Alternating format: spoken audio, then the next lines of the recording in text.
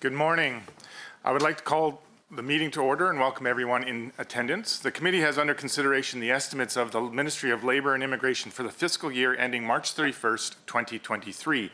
I'd ask that we go around the table and have members introduce themselves for the record. Minister, please introduce the officials who are joining you at the table when we get to you. My name is Nathan Neudorf. I'm the MLA for Lethbridge and the chair of this committee. We will begin starting to my right. Good morning, Glenn Van Dyke, an MLA for Athabasca, Barhead, Westlock. Garth Rosewell, Vermilion, Lloydminster, Wainwright. Good morning, Jackie Armstrong, Hominick, Fort Saskatchewan, Vegreville. Good morning, Jordan Walker, Sherwood Park. Thank you, Mr. Chair. My name is Casey Mado, Minister of Labour and Immigration. At the gallery is the Associate Minister of Immigration and Multiculturalism, Mohamed Yassin. To my right is my Deputy Minister, Sean McLeod. And to Deputy's right is Assistant Deputy Minister, Michelle Evans. To my left is Miles Morris, Assistant Deputy Minister. And next to him is Andrew River, Executive Director of Financial Services. Good morning, Christina Gray, MLA for Edmonton Millwoods. Good morning, Jasbir Dio, MLA for Edmonton Meadows. Good morning, Nicole Goring, MLA for Edmonton Castle Downs and the Deputy of this committee. Thank you very much. At this time, there is no one joining us online. I'd like, a few housekeeping items to address before we turn to the business at hand. Please note that the microphones are operated by Hansard staff. Committee proceedings are being live streamed on the internet and broadcast on Alberta Assembly TV.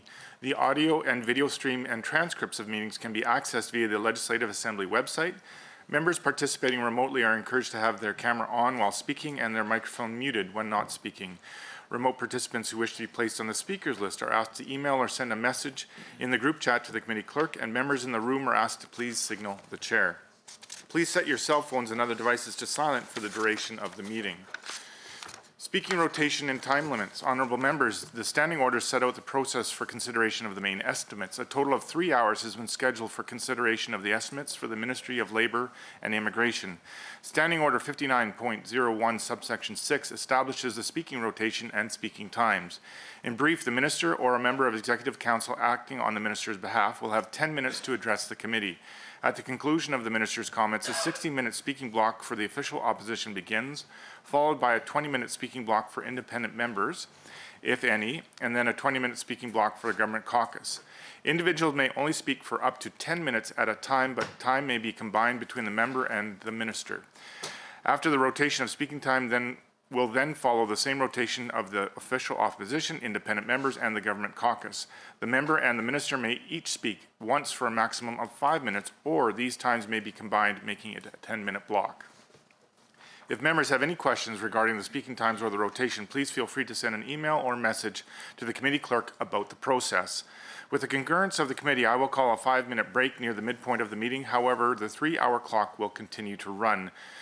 As this requires unanimous consent, I will only ask one question. Does anyone oppose having a break? Hearing none, we will have a break at the midpoint. Ministry officials may be present and, at the direction of the minister, may address the committee. Ministry officials seated in the gallery, if called upon, have access to a microphone in the gallery area and are asked to please introduce themselves for the record prior to commenting. Pages are available to deliver notes and other materials between the gallery and the table. Attendees in the gallery may not approach the table. Space permitting, opposition caucus staff may sit at the table to assist their members. However, members have priority to sit at the table at all times. If debate is exhausted prior to 3 hours, the ministry's estimates are deemed to have been considered for the time allotted in the schedule, and the committee will adjourn. Points of order will be dealt with as they arrive, and individual speaking times will be paused. However, the speaking block time and the overall 3-hour meeting clock will continue to run.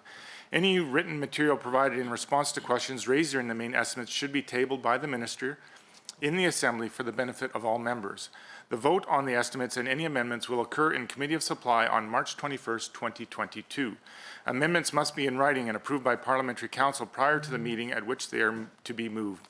The original amendment is to be deposited with the committee clerk with 20 hard copies. An electronic version of the signed original should be provided to the committee clerk for distribution to committee members. Finally, the committee should have the opportunity to hear both questions and answers without interruption during estimates debate. Debate flows through the chair at all times, including instances when speaking time is shared between the member and the minister. I would now invite the Minister of Labour and Immigration to begin with your opening remarks. Minister, you have 10 minutes. Thank you, Chair. Once again, I am looking forward to discussing Labour and Immigration's 2022-2023 budget estimates and the 2022-2025 business plan and how they are critical parts of Alberta's recovery plan. Under Budget 2022, Labour and Immigration is taking a unique approach. We are focusing on 4 main themes to guide us. The first theme is maintaining core operations with modest cost reductions. Labour and Immigration's 2022-23 estimates reflect that government is maintaining investment in its core programs and services with some modest reductions. The cost reductions reflect government's continued plans for fiscal restraint, with a focus on delivering programs and services in the most effective and efficient way possible. Frontline service levels will be maintained so that the ministry staff can continue to provide high-quality support to Alberta workers and employers in a timely manner. The second theme is increasing investments in employment and training programs and services. Government is increasing investments in Labour and Immigration's employment and training programs and services through the Alberta at Work initiative, as well as additional funding to support core skills development and training programs. The third theme is multiculturalism and anti-racism support. Alberta's government is committed to addressing racism and promoting multiculturalism in all of our communities so people from all backgrounds can live freely and safely. As part of the establishment of the Associate Minister's Office of Immigration and Multiculturalism, $620,000 was transferred to Labour and Immigration to support multiculturalism and anti-racism efforts. The fourth theme is COVID-19 and recovery plan initiatives. Labour and Immigration is moving forward with its COVID-19 and recovery plan initiatives, with the ministry having completed the emergency isolation program and Workers' Compensation Board premium support programs in the 2020-2021 fiscal year. Finally, Labour and Immigration will continue to deliver the Alberta Jobs Now program to support Alberta's economic recovery and complement other investments in the Alberta at Work initiative and other employment and training programming. Budget 2022 is moving Alberta forward by strengthening our healthcare system, getting more Albertans to work, and bringing Alberta's balance sheet back into the black. Alberta is entering a time of great employment opportunities for those looking for work. Alberta is leading Canada's economic recovery. Through our support for retraining and our focus on removing discriminatory policies, we are creating a brighter future for more Albertans. Our government's early and decisive action to support our citizens and businesses with Alberta's recovery plan was key in guiding the province through the worst of the pandemic's upheaval. While we can expect some impact from this upheaval to persist, most indicators show that Alberta's labour market has recovered. And yet, many Albertans are experiencing challenges finding work, including youth, women, and Indigenous people. Also, too many Albertans are experiencing long-term unemployment. Our workforce is changing. Older workers are retiring, and the future of work is evolving. Many industries are looking for more skilled workers. So, we have made careful investments in retraining to help Albertans launch new careers. And as Alberta recovers, Labour and Immigration continues to focus on supporting Alberta workers and employers. Budget 2022 includes increases for Labour and Immigration's employment and training programs. We are doing our part to ensure all Albertans benefit from these investments to get them back to work. Budget 2022 invests an additional $45 million over the next 3 years into 3 programs designed to help Albertans find their dream job: Training for Work, Canada-Alberta Job Grant, Labour Market Partnerships. These are only a few of the programs helping Albertans return to work.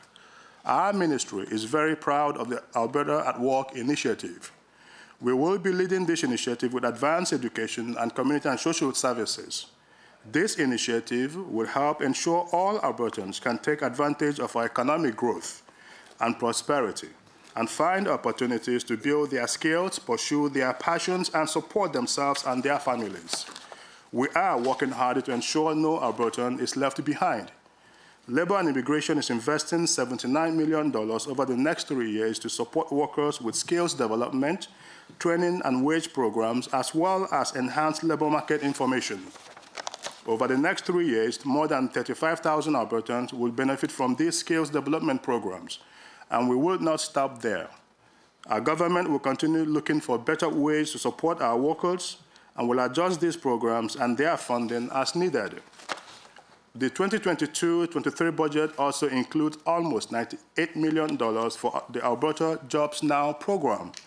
This program helps reduce the cost of hiring and training unemployed Albertans for jobs while encouraging employers to create jobs as the economy recovers. We are continuing this investment to help employers' efforts to support Alberta's economic recovery. Budget 2022 continues the coal workforce transition program. As our energy needs and options change, we will be there to support workers with programs and support. We are investing $9 million to support affected workers as they seek new employment, retrain, relocate for a job, or retire. Employers forecast fewer coal industry workers needing to change careers as Alberta transitions to other energy options. Newcomers are essential to maintaining Alberta's recovery plan, and we are speeding up the permanent residency process for them to enjoy the success they deserve. The Alberta Advantage immigration strategy will assist entrepreneurs or people looking to have their overseas education recognized sooner. We aim to be Canada's #1 destination for skilled international workers, whether they are starting a new business or want to make their home in one of Alberta's rural communities. Newcomers are a critical part of Alberta's future, and Budget 2022 continues to support our successful immigration pathway options. I take great pride in our government's efforts to reduce racism and discrimination in Alberta. In Labour and Immigration, Associate Minister Hassan and I will continue to focus on supporting our province's diverse population. We will promote multiculturalism, combat racism, and support fair treatment for all Albertans. Together, we will build a more welcoming and diverse and prosperous province. Labour and Immigration will also continue to promote safe, fair, and healthy workplaces to ensure Albertans' rights, health, and safety are protected while on the job. Although this year's budget reflects a modest reduction in dollar amount, we have maintained frontline services throughout the pandemic. The team has been able to manage increased demands through greater efficiencies. Promoting safe, fair, and healthy workplaces isn't just critical to our government's effort to recruit skilled talent and get Albertans back to work. It is something we are proud to support. With the programs and safeguards we have in place, Albertans can rest easy, knowing their rights and health are protected. I am proud of Budget 2022. We are focusing on workers' rights and safety. We are growing and diversifying our economy. Most importantly, we are doing all of this while investing in Albertans through every step of their career. Together, we will build an engaged and productive workforce with the skills and adaptability to respond to job creators' needs now and into the future. The investments in Budget 2022 continue to position Alberta as a destination of choice for a globally engaged workforce and enable more people's participation in Alberta's growing economy. Thank you for your time. I welcome your questions and comments. Thank you very much, Minister. For the hour that follows, the members of the official opposition and the Minister may speak. Honourable members, you will be able to see the timer at the speaking block, both in the committee room and on Microsoft Teams. Members, would you like to combine your time with the ministers? Minister, would you like to combine your time with the members? Do you want to combine time or do you want block time? Block time, please. All right. Ms. Gray, you have the call for the next 10 minutes. Okay, thank you very much, and welcome to the new minister to Labour and Immigration, an incredibly important department within the government of Alberta, and very pleased to be joining you here for estimates. And let me begin by saying thank you to the department staff who are here to support, and to all of the staff inside of the Labour and Immigration ministry. The work that is done in this ministry is foundational for worker safety, for addressing the issues we have with unemployment here in the province, and supporting Albertans in a myriad of ways. I have a great deal of respect for the work that goes on in the department. Understanding the minister has chosen to use block time. If the minister would like to change his mind at any point, please just let me know. I would love to be able to ask questions and have a bit more of a dialogue. We've been able to do that very productively in these estimates in the past, and I think that would be incredibly helpful because I don't want to overwhelm with lists of questions, and I do tend to come with quite a few, looking for more information. That being said, we'll start this first section in block time, and perhaps we can revisit as we proceed.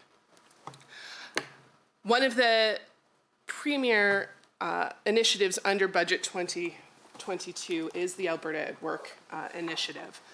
And I'm pleased to see that Labour is leading this initiative in partnership with Advanced Ed, CSS, certainly through the LMD delivery. These ministries have been working together to address the challenges with our labour market and employment for many, many years. Of the 600 million, I noted that only 79 was being delivered through Labour. And I certainly I feel strongly that the programs being delivered in the Department of Labour, Training for Work, CAJG, incredibly valuable. And so I wanted to talk a little bit more about the investments in Alberta at Work and how that's being spent in the ministry. There's $15 million for improved labour market information, data analytics. I would love to understand if this is going to be additional FTEs, the $5 million per year to do this work within the Department of Labour.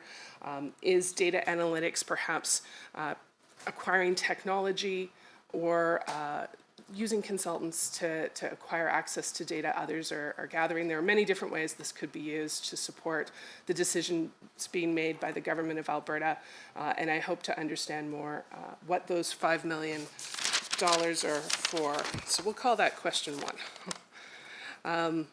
Within the Alberta at Work, the other piece, the enhancements to proven skills development and training programs, certainly Training for Work, incredibly proven. The Canada-Alberta Job Grant, I would suggest, is considered an employer-focused jobs training program. It's considered to be very flexible, but something that has been discussed at these estimates before is the Canada-Alberta Job Grant is primarily used to additionally train currently employed employees. Now, the program was modified to allow for 100% of training costs to be used when someone was hired from unemployment. But the uptake on that was incredibly low. And so I would like to ask, within the existing CAJG, have we seen any improvement in uptake? Is more of the funds for CAJG being used to hire people from unemployment? Will the money that's being put forward as part of Alberta at Works, the additional $18 million this year, 23 next year, and 23 the year after that, which is Labour's most significant contribution to Alberta at Work, will that focus on that 100% training those who are coming from unemployment, or will those dollars be used to train already employed employees? How is the ministry emphasizing to employers that the dollars can be used in this way to make sure that it's to maximum benefit? Because while I certainly know employers appreciate being able to train their existing employees to improve their skill sets, it does provide them advantages in their own career path. In Alberta, we have a very serious unemployment challenge that I think the Ministry of Labour needs to play a leadership role in addressing. And so when it comes to the dollars in CAJG, very curious what boundaries might be placed on that and how that will be managed. So the breakdown of that $18 million for this budget year between Training for Work and CAJG, I believe I heard the minister say that they'll be deciding flexibly how to use these dollars, which is, I think, important and will be very good. Similar question, similar vein, training for work is included in one of the performance measures in the business plan, performance measure 1B. And I had a question here that I hadn't thought about before, because this training measure has been used for many, many years. But it reads, what percentage of clients are either employed or in further training? And reading through the details of the budget documents, I understand that the workers are surveyed and asked whether they are self-employed in further training. Like, they have a bunch of options. My question for the minister is, do you have this disaggregated to distinguish between workers who have done training for work and have gone on to employment versus workers who've continued on in training? Because I think ultimately the goal is to have workers move on to full employment. And that disaggregated number, the performance measure, I think is good, but I'd be very interested to know the difference between workers who go on to further employment versus workers who continue on with more training. So we've talked a little bit about the Alberta at Work initiative. I certainly would have liked to have seen Labour have more than only that 79 million out of 600 million, because I think a number of the line items in Alberta at Work that other ministries are developing are going to be less short-term when it comes to getting people jobs. And the work that Labour does and Labour training does often reaches people who are close to attaching to the job market but need a little bit of help. When I see some of the investments in some of the much longer turning items, the work that's being done by the Jobs Ministry, for example, which is about attracting investments, the work that's being done when it comes to school programs, a little bit more longer term, whereas I think Labour has a real opportunity to help get people back to work quickly through the programs that they are delivering. So I feel like I've already started to overwhelm you with many different things. We've talked about Alberta at Work, Canada Alberta Jobs Grant, training for work. At the same time, I will ask you about the Alberta Jobs Now program. Specifically, you've now been through the first two intakes. What have you learned so far? I was curious if you had any advanced signals to know how many workers from the first intake will have been employed for that full 52 weeks. I understand we haven't reached that yet, so you might not have that data, but I'm certainly going to be very interested in seeing how effective the Alberta Jobs Now program is in practice. It certainly was very popular with employers, had very high uptake. And so that change in employment status will be really important. And I'm curious how high the percentage of workers making it the full year will be. I was going to ask about the third intake, if you might be able to signal, even vaguely, when that might be happening for Albertans to be able to apply to. And finally, let me transition a little bit away from the Alberta at Work to talk about the Department of Labour itself. FTEs within the Department of Labour. Last year it was 851, and this year it is 837, a change of only 14. And I imagine this touches on what the minister was saying about modest cost decreases. But within that change of 14 FTEs, I also note that your Alberta Jobs Now team is 60 people. The program delivery has shifted significantly within the ministry. And I'm very curious to learn more about how those employees have shifted.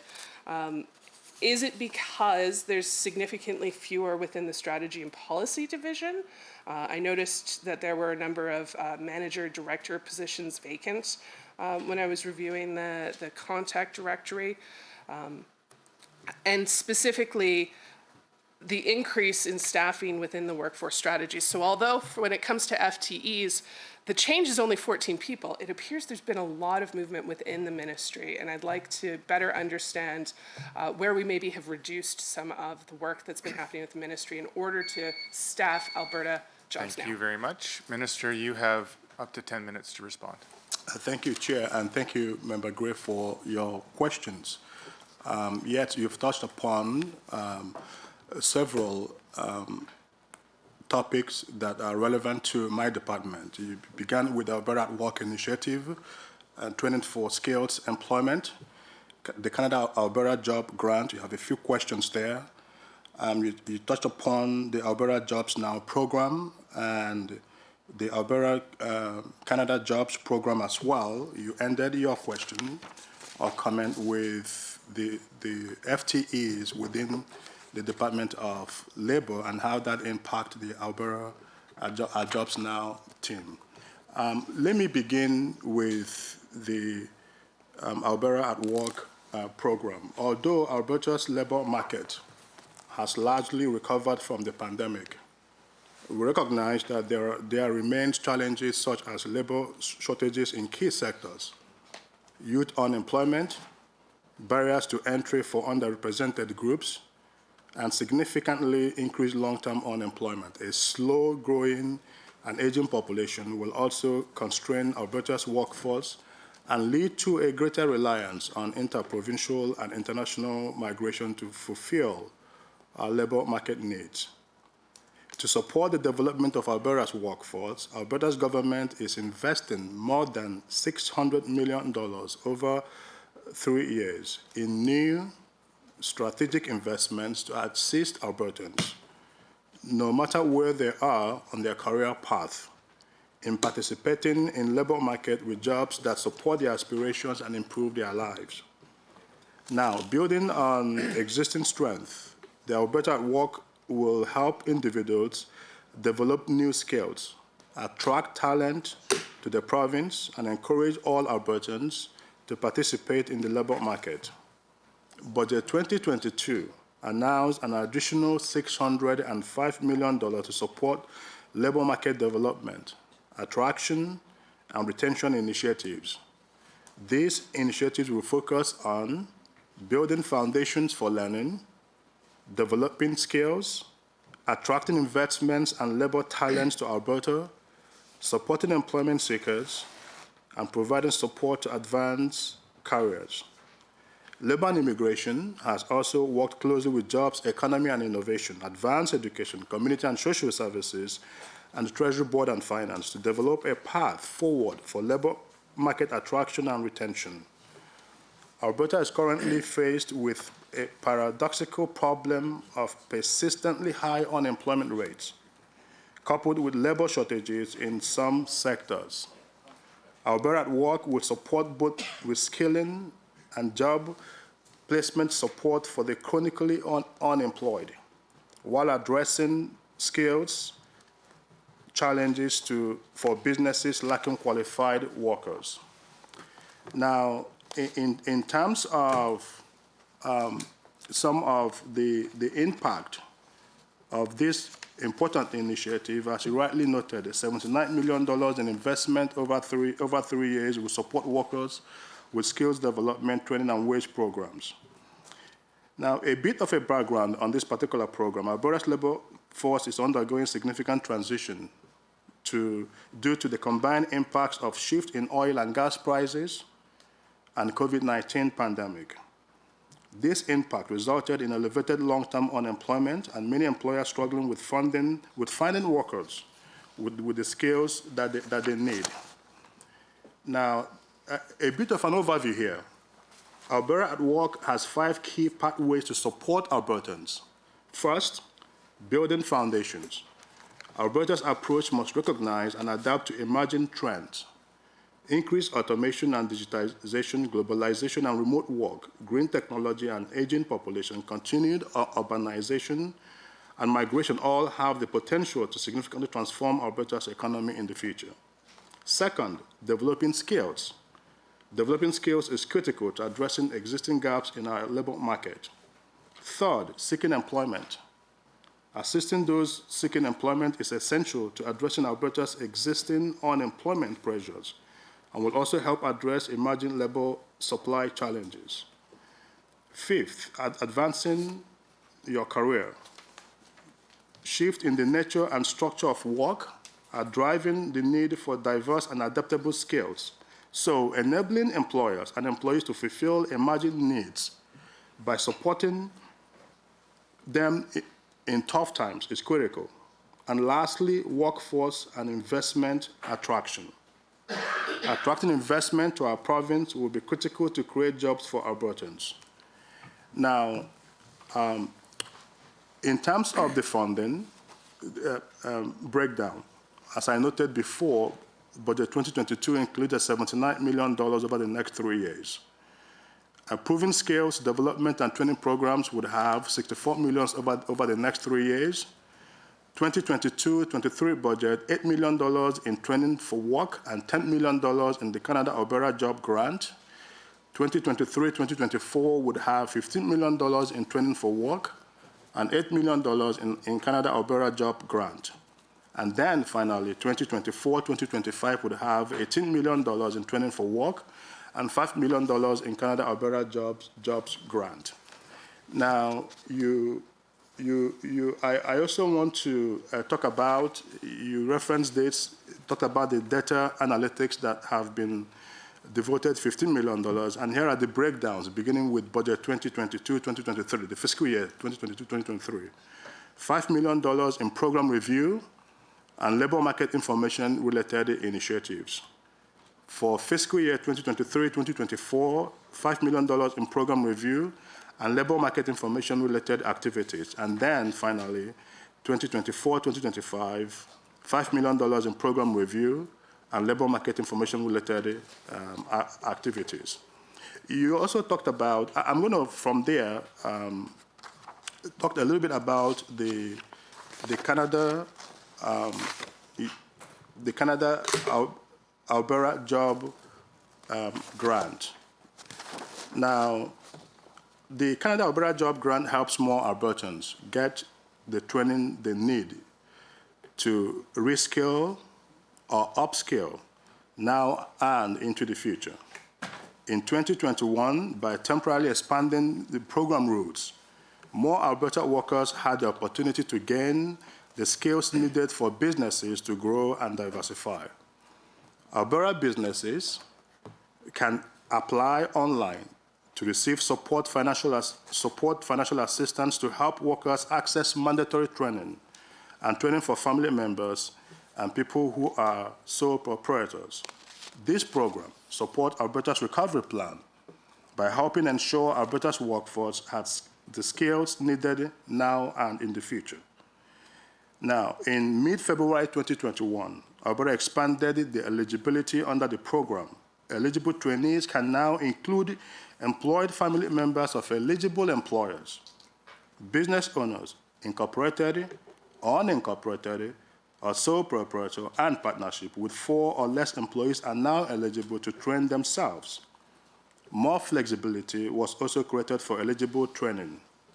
In 2022-2023 budget, there is approximately $31.4 million, which will help meet growing projected program demand and assist with preparing Alberta's workers to best contribute to economic recovery.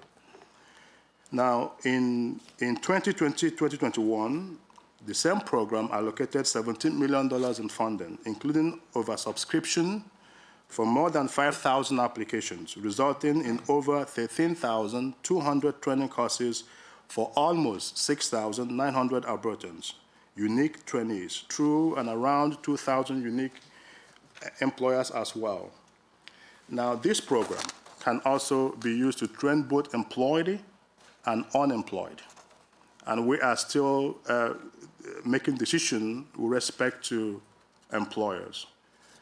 Now, you also talked about, let me from there, talked about your question around training for skills, employment and skills training.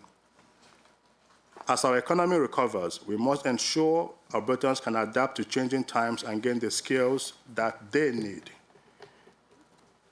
So more recently, our government, as I said before, invested $600 million in funding over the next 3 years. And I am confident that with all of these combined programs, we are going to be able to set our province on a path to ensure that we have the skilled workforce that we need. Thank you. Thank you very much. Back to Ms. Gray for 10 minutes. Thank you very much.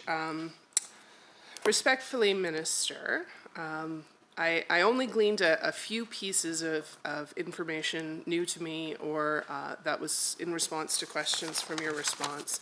And absolutely respectfully, I've been in your seat. My first estimates was only weeks after I had been appointed Minister of Labour as well, and you've only had a short amount of time to get up to speed. That being said, I know that the officials supporting you at the table have a lot of these more detailed answers, and so respectfully I would ask if we could try to go back and forth, we might be able to speak about a single issue at a time.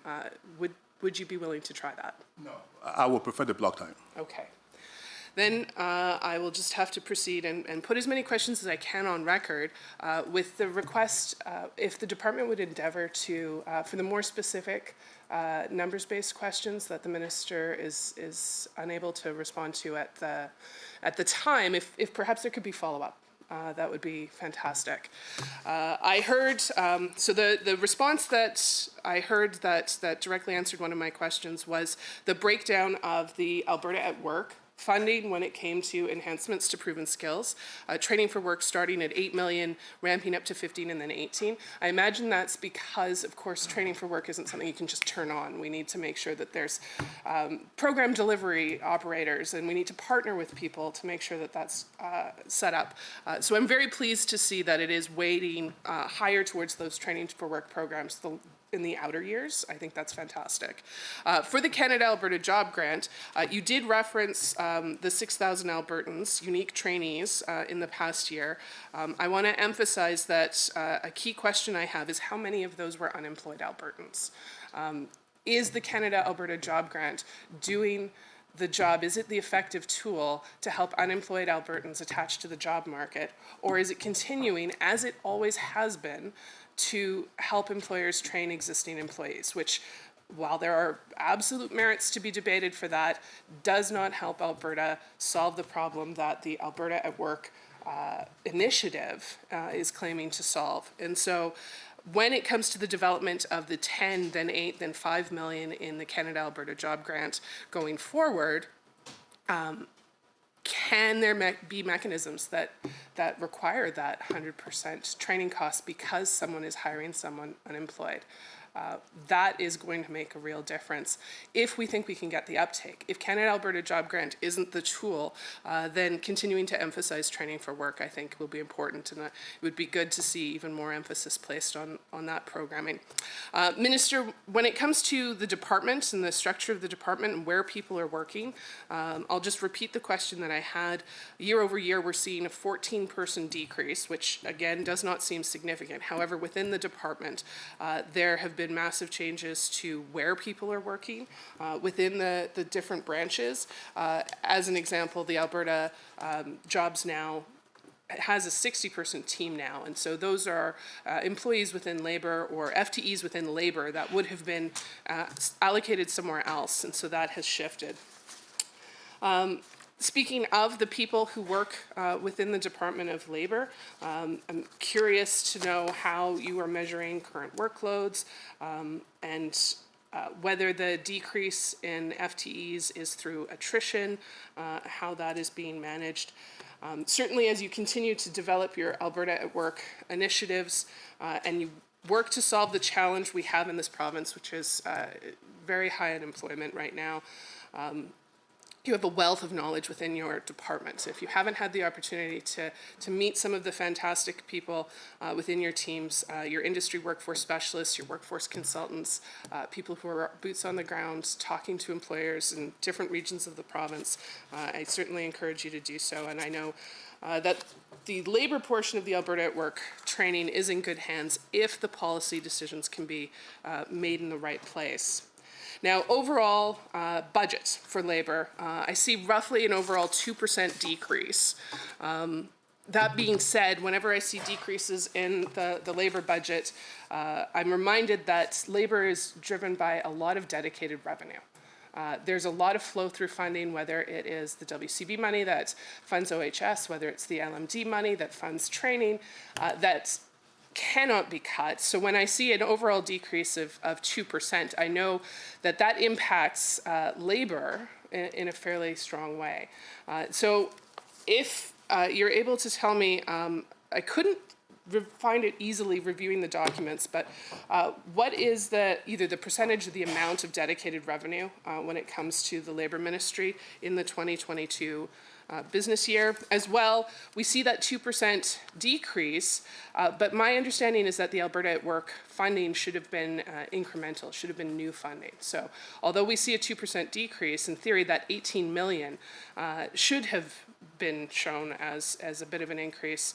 As well, multiculturalism, when it was under culture, it had value, and I think you talked about some monies being transferred, so that's an increase as well. So when I'm looking at the budget, it looks like there may be more than modest cost decreases because the additional funding coming in is essentially masking deeper cuts to the department and to the work that the ministry does. So that's certainly a concern that I have. I believe we've now talked through, and I've asked my questions on the Alberta at Work. If for training for work, if the disaggregated data for the performance measure 1.B can be provided, I think that would be fantastic. And I repeated my question about the Canada-Alberta Job Grant.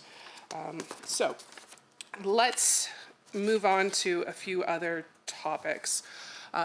Labour Relations Board funding has been held flat for a number of years. But the Labour Relations Board has been asked to take on more and more activity, OHS appeals, employment standards appeals. And one of the performance measures, 3.B, is timeliness of the Alberta Labour Relations Board.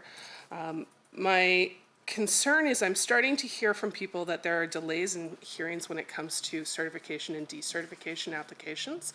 And as we move out of COVID, and I believe we're going to start to see more and more applications to the Labour Relations Board because my understanding is the number of applications and hearings conducted in 2020, for example, was decreased. The COVID was happening.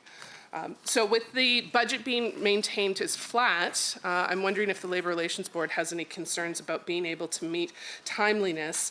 I will remind you that the Restoring Balance in Alberta's Workplaces Act amended the Labour Relations rules and took away some of the timeline requirements that were there, which were intended to address fairness and making sure that Albertans had access to timely resolution as well as particularly certification and decertification.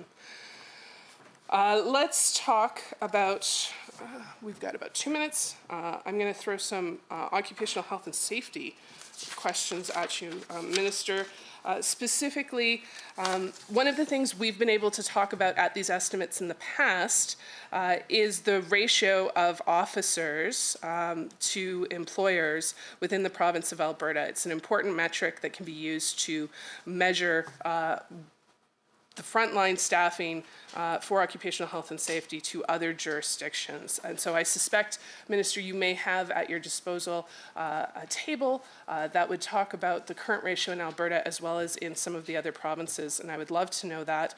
If you don't have that, I would certainly be interested in knowing the number of OHS-related officers that are currently in the employ.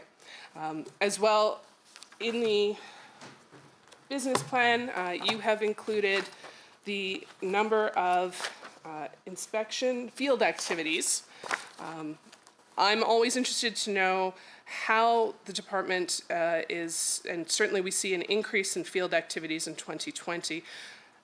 Had to have been a crazy year for the teams that you've got in OH&S.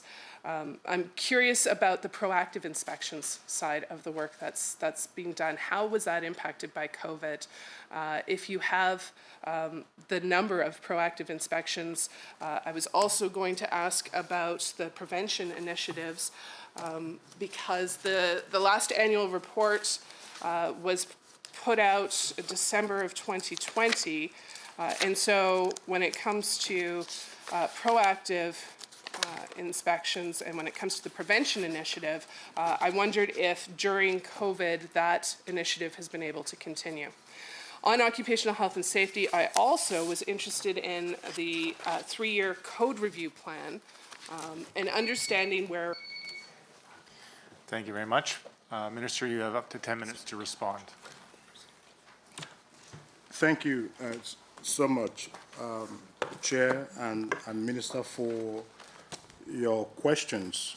Again, you went back to some of the topics that were addressed in the first 10 minutes block and then delved into a few other areas, for example, occupational health and safety, multiculturalism, performance measures, and you talked about the comparisons in terms of the officers, OH&S officers we have right now compared to other provinces. I'm going to begin my response with the occupational health and safety questions.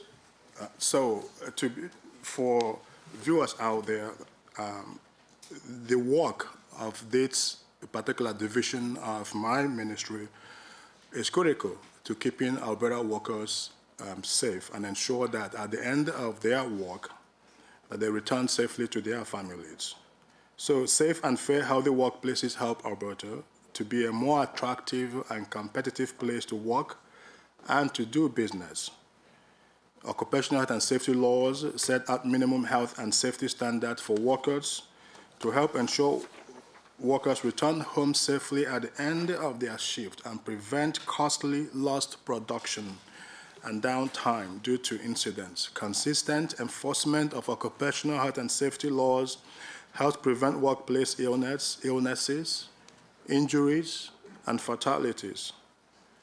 The ministry collaborates with job creators, workers, health and safety associations, industry associations, and labor groups to promote an informed and knowledgeable workforce regarding both rights and responsibilities. The foundation of our occupational health and safety legislation is what is known as the internal responsibility system, where primary responsibility for health and safety rests with employers, their workers, and other worksite parties. Within this system, the role of labor and immigration is to maintain the policy and legislative framework, create awareness of rights and obligations, along with best practices in preventing workplace incidents, and exercise regulatory oversight by monitoring for compliance with legislated requirements. In the ministry's budget estimate, I want to talk a little bit about the budget for this division. As noted, there is a very minimal, modest reduction for occupational health and safety within my ministry. This reduction has no impact whatsoever on frontline staff or resources. Now, in terms of activities, enforcement activities, they conduct inspections, both in response to complaint and on a proactive basis, and you touch upon the need for proactive enforcement. They issue orders and other enforcement measures based on observed non-compliance. They also investigate serious incidents such as workplace fatalities and injuries resulting in hospitalization. Now, you were also interested in some of the statistics related to occupational and safety activities. Over the last 10 years, there has been a moderate downward trend in injury rates. However, from 2019 to 2020, the lost time claim rate increased from 1.54 claims per 100% years to 1.66. You were also interested in the impact of COVID. The impacts of COVID-19 may have influenced the lost time claim rate, as Workers' Compensation Board data indicates that just over 15% of claims were related to COVID-19. With respect to workplace fatalities, the numbers have remained reasonably consistent over time. In 2020, 130 workers died due to work-related injuries and illness, compared to 129 in 2019. Now, the question then is, what does our ministry do with respect to making sure that we prevent some of these sad occurrences? Labor and Immigration uses an evidence-based approach, along with collaborations with stakeholders as part of its injury and illness prevention effort. The Occupational Health and Safety Prevention Initiative brings together safety associations, organized labor, the Workers' Compensation Board, and Department to align effort within the system to have greater effect on injury and illness prevention.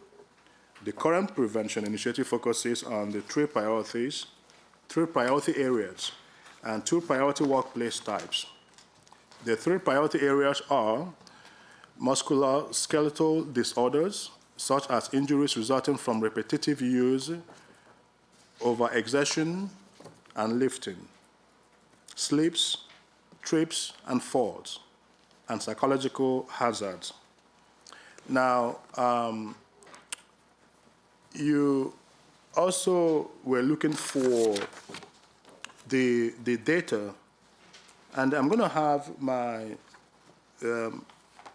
one of my staff here, Andre Rivers, talked about the data breakdown that you referenced. Andre? Thank you, Minister. Thank you, Member, and through the Chair. So I believe there was a question related to the OHS field activities, which is the performance indicator that we have in the business plan. And so within the business plan, it indicated that the 2021 figure for that was 35,306. And so just to provide a little bit of additional information on that item, so that measure reports both the reactive and proactive OHS field activities. And so from an inspection point of view, an assessment of a work site or associated documentation for compliance with the OHS Act, regulation, and code. In terms of re-inspection, so that's when there's a follow-up assessment of a work site for compliance with the OHS Act, regulation, and code as well. And in terms of the talking just about the analysis of that result and the latest actual that we have for the 2021 fiscal year, there was an increase in field activities that can be attributed to education and outreach activities by the Occupational Health and Safety Division, and primarily related to the COVID-19 pandemic. So there are also various external factors that could affect the number of OHS inspections, such as economic activity, workplace trends that could result in targeted inspection programs. And factors that are within the control of the ministry, again, include focusing on providing educational materials to employers to help both employers and workers understand their responsibilities. Also, with the department conducting proactive inspections, which the minister had referred to, a key to trying to limit workplace injuries. And finally, as part of that proactive inspection piece, a key piece there is working with employers who do have high rates of injury and disease, and then those are the ones that are targeted, in order to, again, provide as much education and awareness as possible to help limit any workplace incidents. And so hopefully that covers that line item in terms of the business plan and OHS field activities. Thank you, Andre. And you, Member Gray, you also wanted some data on the Canada-Alberta Jobs Grant. Historically, the Canada-Alberta Job Grant trains about 98% of workers that are employed and 2% unemployed. This trend is continuing. This is a proven program. We will continue to review and make sure that the program is supporting the Albertans for whom this program was established in the first place. And they can be assured that the department is ever ready to ensure that we provide them the support that they need. Now, you also talked about FTEs within the department.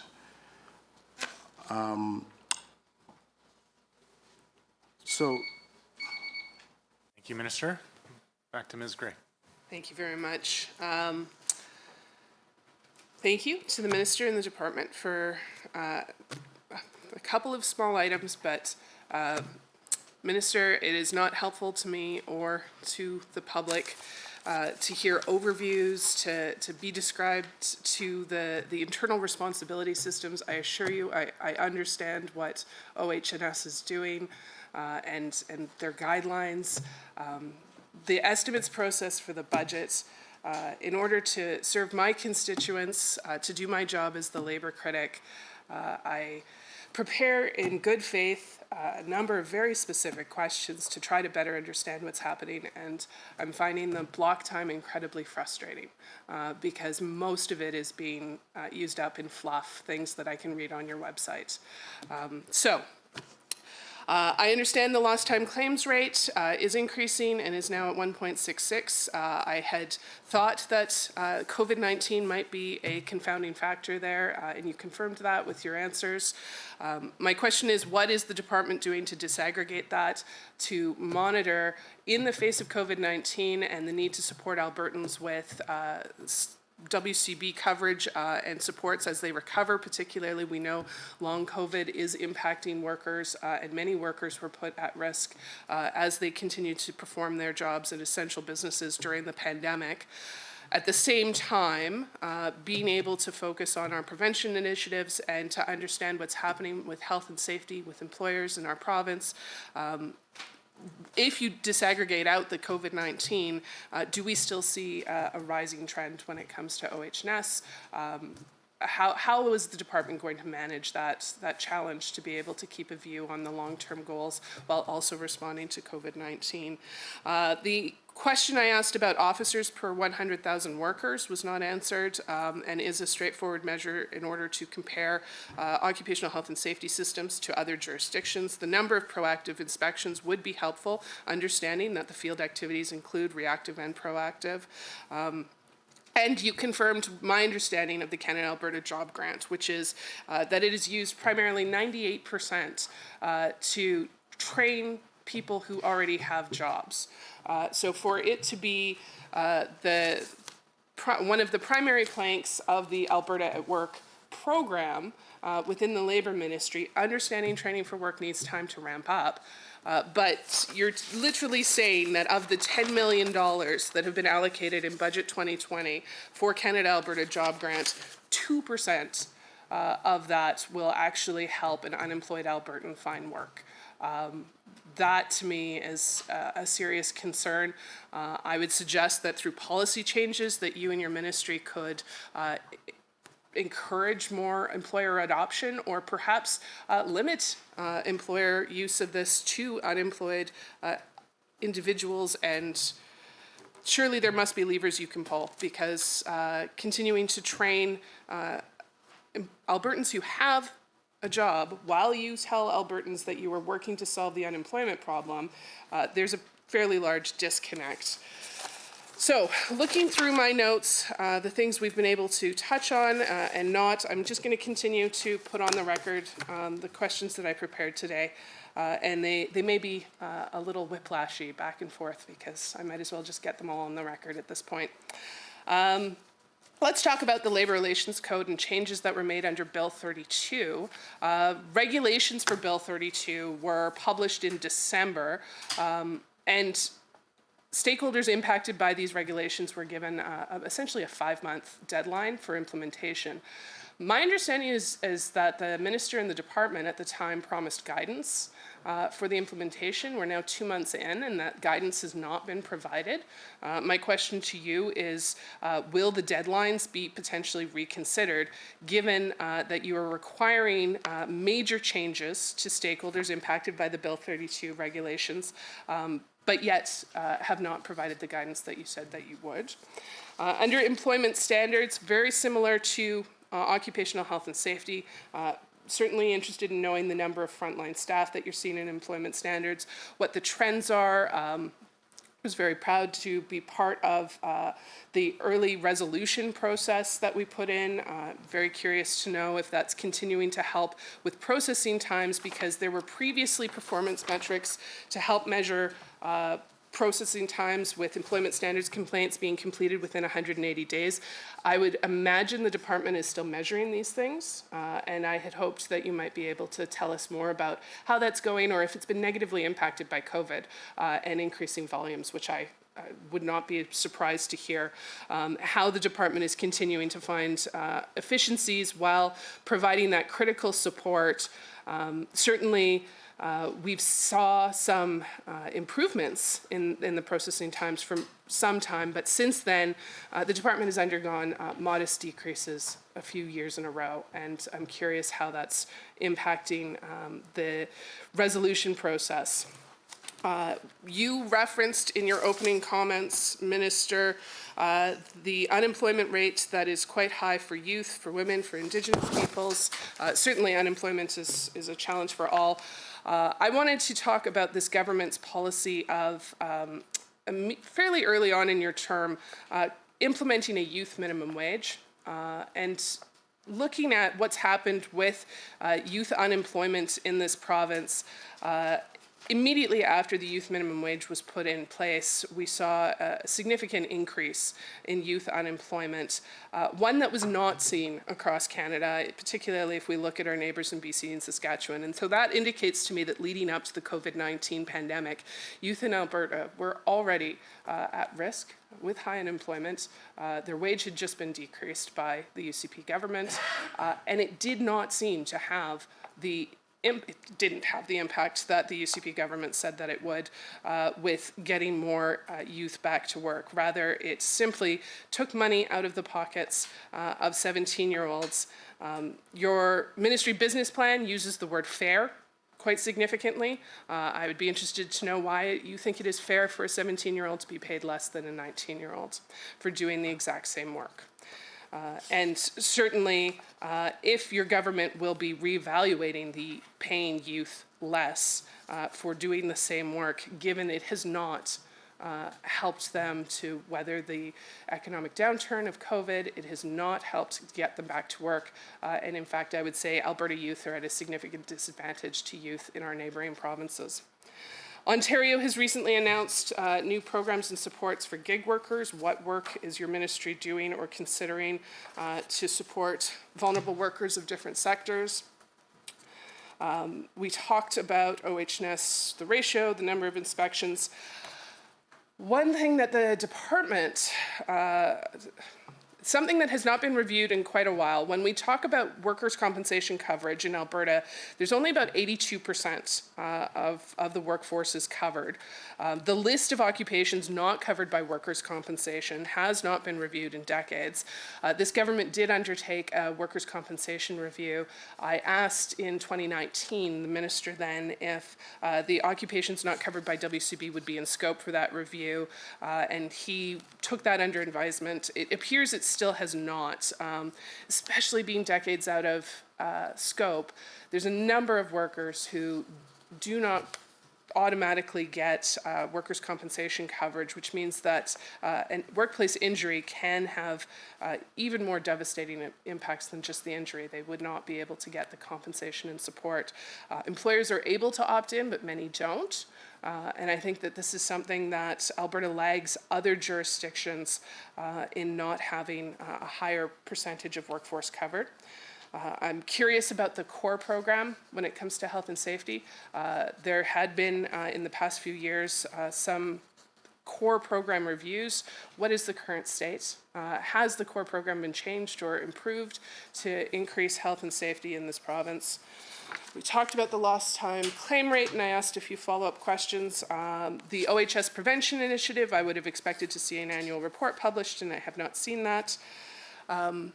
With the last 40 seconds, I will simply ask the minister if he can please explain, in recent legislation, the UCP government has changed the rules around joint worksite health and safety committees, removing minimum hour requirements, removing training standards, allowing anyone to develop and deliver the training rather than having groups like the Alberta Construction Safety Association develop a very solid course and then ensure that members of joint worksite health and safety committees are getting consistent, strong training.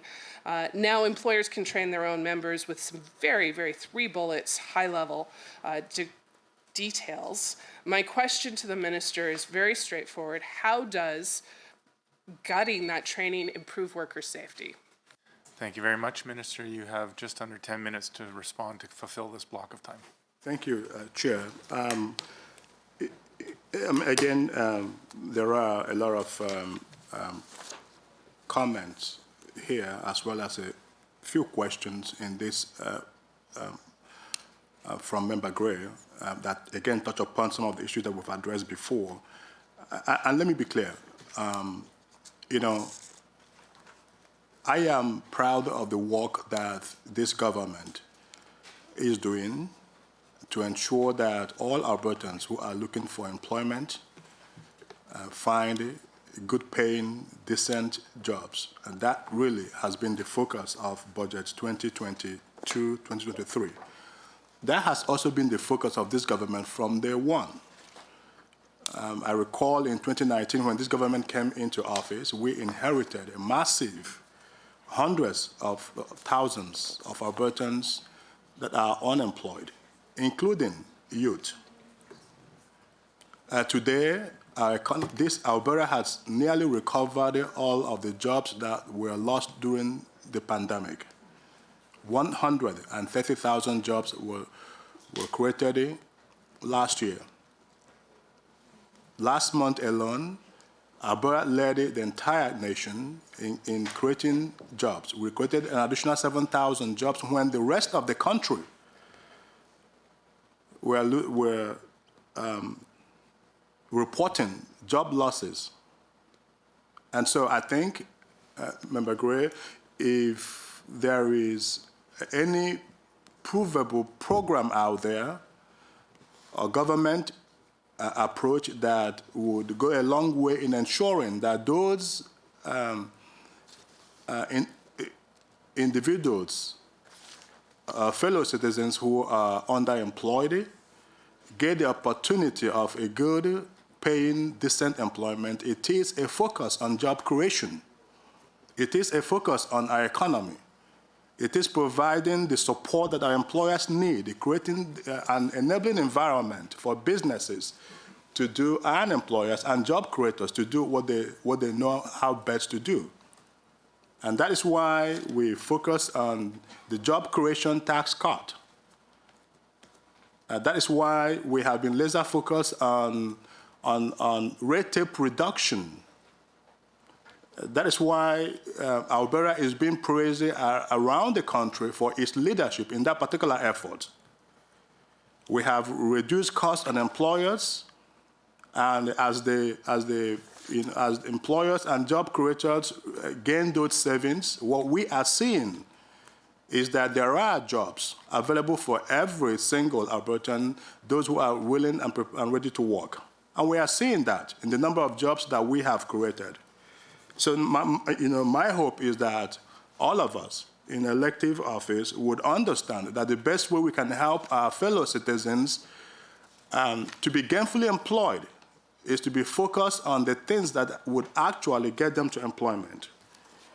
And that also includes debt and deficit.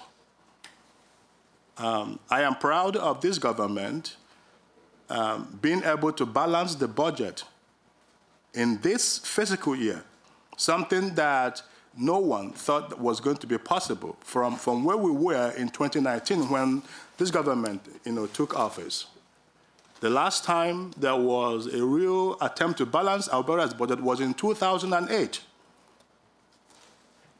And despite multi-billions of dollars in debt and deficit that this government inherited in 2019, and despite a brutal 2 years of pandemic, we are at a place where now this province is providing a much more efficient, cost-effective programs and services, high quality. We now have enough physical room to fund the programs and services that Albertans want and rely on.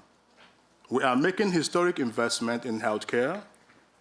We are making historic investment in job and training programs, $600 million being added to the health budget, an additional $603 million being added for job training purposes. So my hope is that we can all work together to ensure that all of us, youth, women, and indigenous people, achieve their dream of employment in our province. But let me again come back to your question on what are we doing, to ensure to deal with the lost time claim rate. There are many factors that influence the lost time claim rate. These include workers' compensation system processes, efforts by employers to implement safety programs, and attitude of employers and workers. Labor and Immigration strive to bring the LTC rate down by working closely with all stakeholders, including employers, workers, industry associations, and yet WCB. This ministry has many programs that promote safe and healthy practices in the workplace and influence these results, including raising awareness to promote health and safety through educational materials on how to work safely and stay healthy on the job, and via the Certificate of Recognition Program, which is awarded to employers that establish standardized health and safety management systems. The ministry continues to update metrics to identify employers with a high rate of injury and disease and work with them to improve their workplace health and safety practices and management systems. Programming is continuously adjusted to address emerging concerns to prevent work-related injuries, illnesses, and death. He also wanted an update on the Certificate of Recognition, otherwise known as the CORE program. So, again, in response to the COVID-19 pandemic, government suspended the use of an on-site audit data gathering activities while public health orders are in effect. CORE audits are restricted to documentation review and employee interviews that are conducted remotely by auditors. The use of audit observations is optional in 2022. Work is underway with the certifying partners to develop a complexity-based, scalable audit tool that will be appropriate for all employer sizes, levels of risk, and sophistication. The smaller employer core will be replaced by a new, simpler program based on the audit tool. The former employer review process is being redesigned to create a better system that will use a data-driven, evidence-based model to select employers.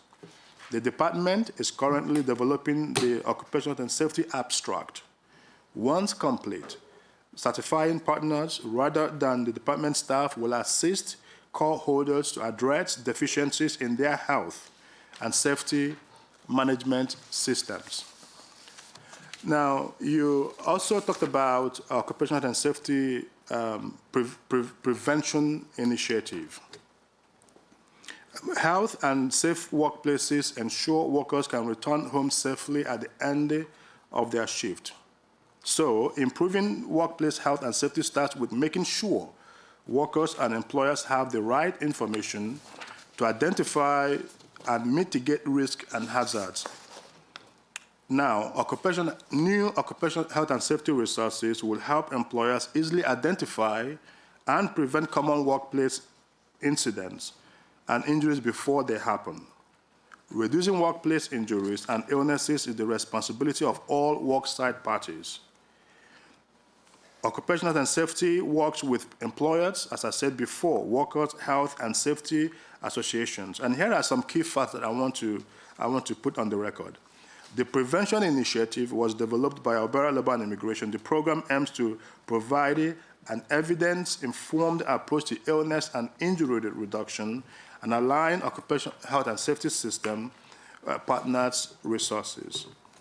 Now, OH and ED system partners are organizations that influence health and safety in Alberta workplaces and help maximize the effort made by all parts of the system. Now, you also talked about, the full-time equivalent count. And I want to provide you some key data here. Thank you very much. This concludes the first portion of questions for the official opposition. I would like to take this opportunity to have Member Rosen introduce herself for the record. Thank you, Chair. Emily Miranda Rosen for Banff Kananaskis. As we have no independent members present at this time, we will now move to the Government Caucus for 20 minutes of questions from the members. Would you like to combine your time with the Minister? All right, well, block, right? Yeah, block time, please. You may commence with up to 10 minutes of questions. Thank you. Well, welcome to your new ministry, and I appreciate the detail that you've presented in their past ministries, and I look forward to that happening here as things progress, so welcome.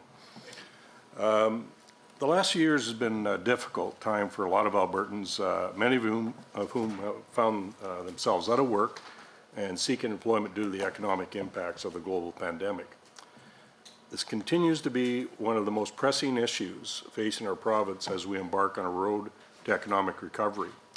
Line 2.9 on page 166 of the estimates documents indicates 97.8 million being investment in the Alberta Jobs Now program. Now that one is designed for people that have been unemployed. It's not relative to, from a training perspective, it's a way to learn on the job. So it kind of fits into what Member Gray was talking about, is training new people, right? And so one question is, can the Minister please advise how many Alberta employers this program has supported and the number of new jobs it has helped create? Now, to expand on that a little bit, I am a member of the Premier's Council on the Status of People with Disabilities. And I know there was an elevated level of support for people with disabilities to get jobs. As I understand, in the first wave of it, I think there was around 500 or so that got jobs, and there was a second tranche that happened in September. And I know from the Premier's Council, like they did a big strategic plan, spent a lot of time on it, and employment was a big part of what they wanted to work on for disabled people.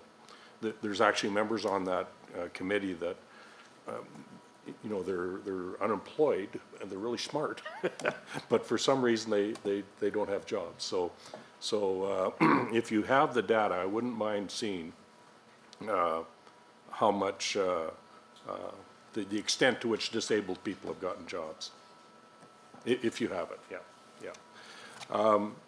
And then what sort of an impact will these programs have for Canadians who have recently arrived in the province or who have immigrated from another country? You know, it's, that might be their biggest problem when they come into a new country, is getting some work. And can the Minister please outline how this program will stimulate Alberta's economic recovery? I guess if we got people that are unemployed normally that are employed, they'll spend money as well. Next, I'd like to just talk a little bit on page 166 of the government estimates indicate under line 2.5 that a total of 9.2 million is being put forward to Labor Qualifications and Mobility Act. I know the Labor Mobility Act just passed last December, so it's good to see that the mobile labor force is a priority for your ministry as we move forward. I know in Lloydminster, the biggest challenge we got out there right now is having enough people to work in the, well, specifically the oil industry. But people are having trouble finding people to fill job positions. And if we get the growth that we expect going forward, that's going to be an ongoing problem. So I like the fact that we recognize qualifications interprovincially, you know, in order to attract people and get them here as fast as we can. So can the Minister please outline some of the initiatives that this money is being put towards? You know, making people aware of it, I guess, or whatever, but I just, if you can tell me some of the initiatives that's going to, towards. And how will this money help make Albertans, Alberta an attractive destination for workers? And what is your ministry doing to ensure that this money is being used efficiently? The other question, because I know at the time that bill was passed, there was some concern about look, we're cracking it open for everybody else. What about Albertans and them getting jobs? Are we displacing them? And I'm wondering if you're working on any reciprocal arrangements or with any other provinces, and if you are, how that's progressing. Okay. So with that, I'll pass it on to MLA Rosen to take the rest of my time. Yeah, thank you, Minister, so much for being here today. As I'm sure you're well aware, our government has a very large priority and focus on reinvigorating Alberta's economy and creating new jobs for the people of our province. And that would be meaningful employment in fields of their dreams and any field that they would wish to practice in Alberta. But what I appreciate most about our labor strategy, or your labor strategy, is that there's not just a focus on new job creation, there's a focus as well on trying to fill people who are currently employed into more meaningful employment, or as well as fix structural labor shortages that have existed for a long time in our economy. And a lot of the time I find that when we talk about the labor shortages, especially the structural ones in Alberta, we tend to focus on the more highly skilled jobs and the trades, and talk about training people up to move and progress within the field that they're already in. But a place that oftentimes gets forgotten about in the conversation around structural labor shortages is the hospitality industry, because they're not oftentimes high-skilled jobs. They are more low-skilled, wage-earning jobs, but that still play an extremely important role in Alberta's economy, and especially in the tourism economies and the tourism communities that I represent. So obviously, to cite a place out of your budget, Workforce Strategy 2.4 is where we focused on targeted labor attraction and retention to ensure that our economy has the labor force necessary to recover. And if we look in Banff and Canmore, and I'm sure if the MLA for West Yellowhead was here as well in Jasper, he could stress the need and the gap that exists right now in the tourism and hospitality sectors. And interestingly, looking back, even when Alberta pre-pandemic had been facing an economic recession where we had very high unemployment rates, it was actually the inverse in Canmore, Banff, Jasper, where we actually had a labor shortage. Even in the worst of times, when there weren't enough jobs to go around other places, we had too many jobs to go around in the tourism sector and not enough people to fill them. So I would just like to ask what work your ministry is doing then to ensure that these lower skilled labor gaps are filled, specifically in the hospitality and tourism industries, those more front-facing wage-earning roles. I'm also wondering what work, if any, is being done to retain those who fill the labor gaps when their temporary work permits are finished. Oftentimes we see in the tourism community is that individuals will come here from another country or another province on a permit. They will work for a year or two, and once their permit is expired, as much as they would like to stay in Alberta, they have no choice but to go back home to where they initially came from. So I'm curious if any work is being done to streamline or retain those hospitality workers in Alberta and create an avenue for them to make Alberta their forever home. And I also look at Chart 4 of the overview of the government's fiscal plan overall, and that highlights that employment amongst Alberta's youth has been declining for over a decade.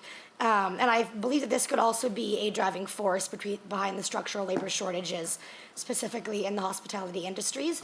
Typically, we don't see people who are at the end of their career or highly educated with university or college degrees in these roles. We tend to see younger individuals, younger Albertan families working in these hospitality roles, and especially youth. You know, my first job was at Dairy Queen, eventually went on to work at Chili's, and I believe that a lot of the times those are the individuals that fill these hospitality roles. And so if our youth have been declining, our youth employment has been declining for over a decade, I'm wondering if you would consider that to be one of the contributing factors to the structural labor shortage within the hospitality industry, and if so, if your department is doing anything to reverse the downward trend of youth employment in Alberta. I've got, lots of time. Okay, I will ask one more question then as well, looking around the skills and training supports, because as much as I represent a large hospitality industry where we do have those more front-facing server retail type roles, our government has put a large emphasis on on moving Albertans through their career path as well and helping them to realize their full potential in the career world. And so Workforce Strategy 2.7 is what focuses on the skills and training supports, specifically to create career pathways to success and maximize Albertans' potential. And as we know, many Albertans are currently underemployed, or they're in a field where they perhaps could be in a better role or go through additional professional and personal development. And one thing I appreciate the most about your and our government's overall economic recovery plan is that it kind of targets every single individual or every single segment of the career life cycle in Alberta, whether you are new to the workforce, a veteran in the workforce, exiting the workforce, whether you're new or old to Alberta, whether you're in entrepreneurship. Oh, I have less time than I thought. Minister, you have about 10 minutes to respond.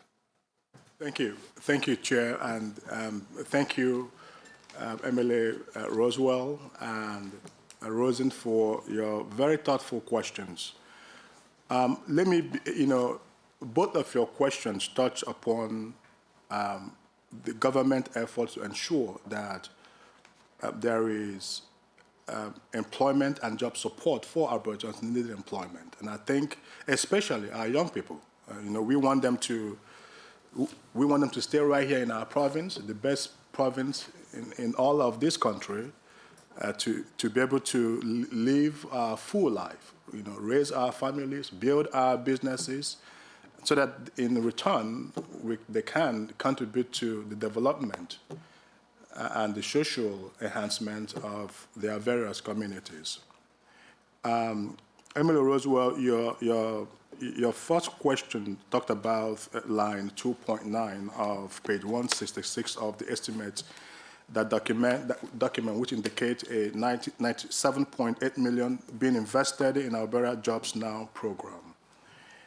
And so the question was, how do we ensure that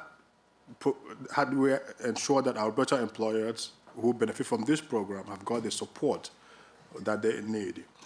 Let me begin by saying this. The Alberta Jobs Now program, which is what you were trying to get to, continues to be a key component of Alberta's recovery plan to create jobs and diversify our economy. Through the first and second intakes last year, we have already helped more than 10,000 Albertans to get back to work in good-paying jobs by providing employers with funding to offset the cost of hiring and training Albertans in new or vacant positions. These new jobs were created by over 4,000 different employers across all sectors of our economy and throughout the province. Now, I want to touch upon the second part of your question, which deals with what sort of impact would these programs have for Canadians who have recently arrived in the province or who have migrated from another country. As you know, this is an issue that is very close to my heart. I have lived experience in this particular area, and that is why I'm so grateful for the opportunity to now help design the programs and services that will ensure that when new Canadians come to our province, that they have the opportunity at that great Alberta advantage, the Alberta dream. The exceptional nature of our province is one that I am particular about. As you know, when I came to this country, if those opportunities were not there, I don't think MLA Roswell will be here, answering this question. So that it's an important issue that all of us who desires to continue to see a prosperous economy focus on making sure that everyone, regardless of where you come from, regardless of when you come here, 100 years ago, last year, 10 years ago, that in this province you can achieve your full potential. So, and that really is part of the focus of the Alberta Jobs Now program that is open to any Albertan legally entitled to work in Canada. That means those with permanent residency status or those with work permit. So by enabling employers to lower the cost of wages or training for newcomers in Alberta, the Alberta Jobs Now program is one part of the suite of programs we have to help new Canadians get to work. Programs like the Alberta Jobs Now support the attachment or reattachment to the labor market by providing employers an opportunity to expand their workforce with new and foreign skilled labor. The third part of that particular question asks that I should outline how the program will stimulate Alberta's economic recovery. And this is critical as we get out of the pandemic and reposition our province and people for greater success. And that is essentially the pillar, the pillar of Budget 2029. The goal that this government hopes to achieve is to ensure that all of the employment support that we are providing to Albertans, including newcomers, skills and training programs, are focused on economic recovery for everyone and every region of our province. So let me again begin by noting that strong demand for Alberta's largest jobs training program is signaling confidence in the province's economic recovery and future job growth. Alberta Jobs Now helps employers lower their cost of a significant expenditure in their businesses, their workforce cost. This lowers the risk for businesses who may still face some uncertainty as we continue to return to normal following this pandemic. Many businesses over the past several years have faced many restrictions on their business operations, and as a result have had to make tough choices related to their employees. The Alberta Jobs Now program enables these same businesses to hire employees and grow their businesses. More jobs stimulate Alberta's economic recovery, and by assisting our businesses in this way, we help Albertans get good-paying jobs, which then helps them support their families and further contribute to our economy and add to our treasury. Budget 2022 continues that investment, and I am pleased that we have approximately $98 million allocated to this program in the 2022-23 fiscal year. We are continuing to process applications from the prior intakes, and we will announce details of the launch of the third intake to the Alberta Jobs Now program in the coming months. Now, I am also pleased about the interest in Alberta Jobs Now as well, Member Roswell. We are tracking information on persons with disabilities, and that is the fourth part of that particular question. And while we continue to process claims, I will be sure to report on those numbers as part of our look back at public account. We are seeing good uptake by employers hiring those with disabilities, and we will continue to keep working on that. And this is who we are. We have to make sure that every Albertan, regardless of social, economic, physical, or health status, have a shot at the Alberta dream. And for us, I've always said that we are a compassionate province. We are a compassionate people. And we have to ensure that all of us, we have always said, if you carefully listen to some of my statements in the legislature, I've always said we govern for all of us. And that includes most of our vulnerable citizens who desire work and a meaningful life. And this government will be there to support them every step of the way. Now, the next question that you talked about deals with the Labour Mobility Act.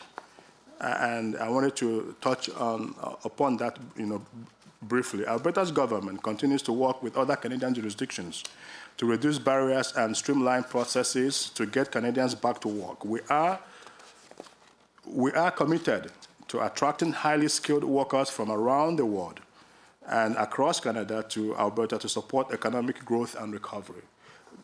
This province is going to lead the nation in real economic growth, and we want to make sure that we have the skilled manpower to be able to meet all of those challenges. My department supports a number of initiatives like the International Qualifications Assessment Service, otherwise known as ICORS, which is a service that issues certificates that compare foreign education credentials to education standards in Canada, helping internationally trained workers get verified recognition for the education and training that they receive abroad.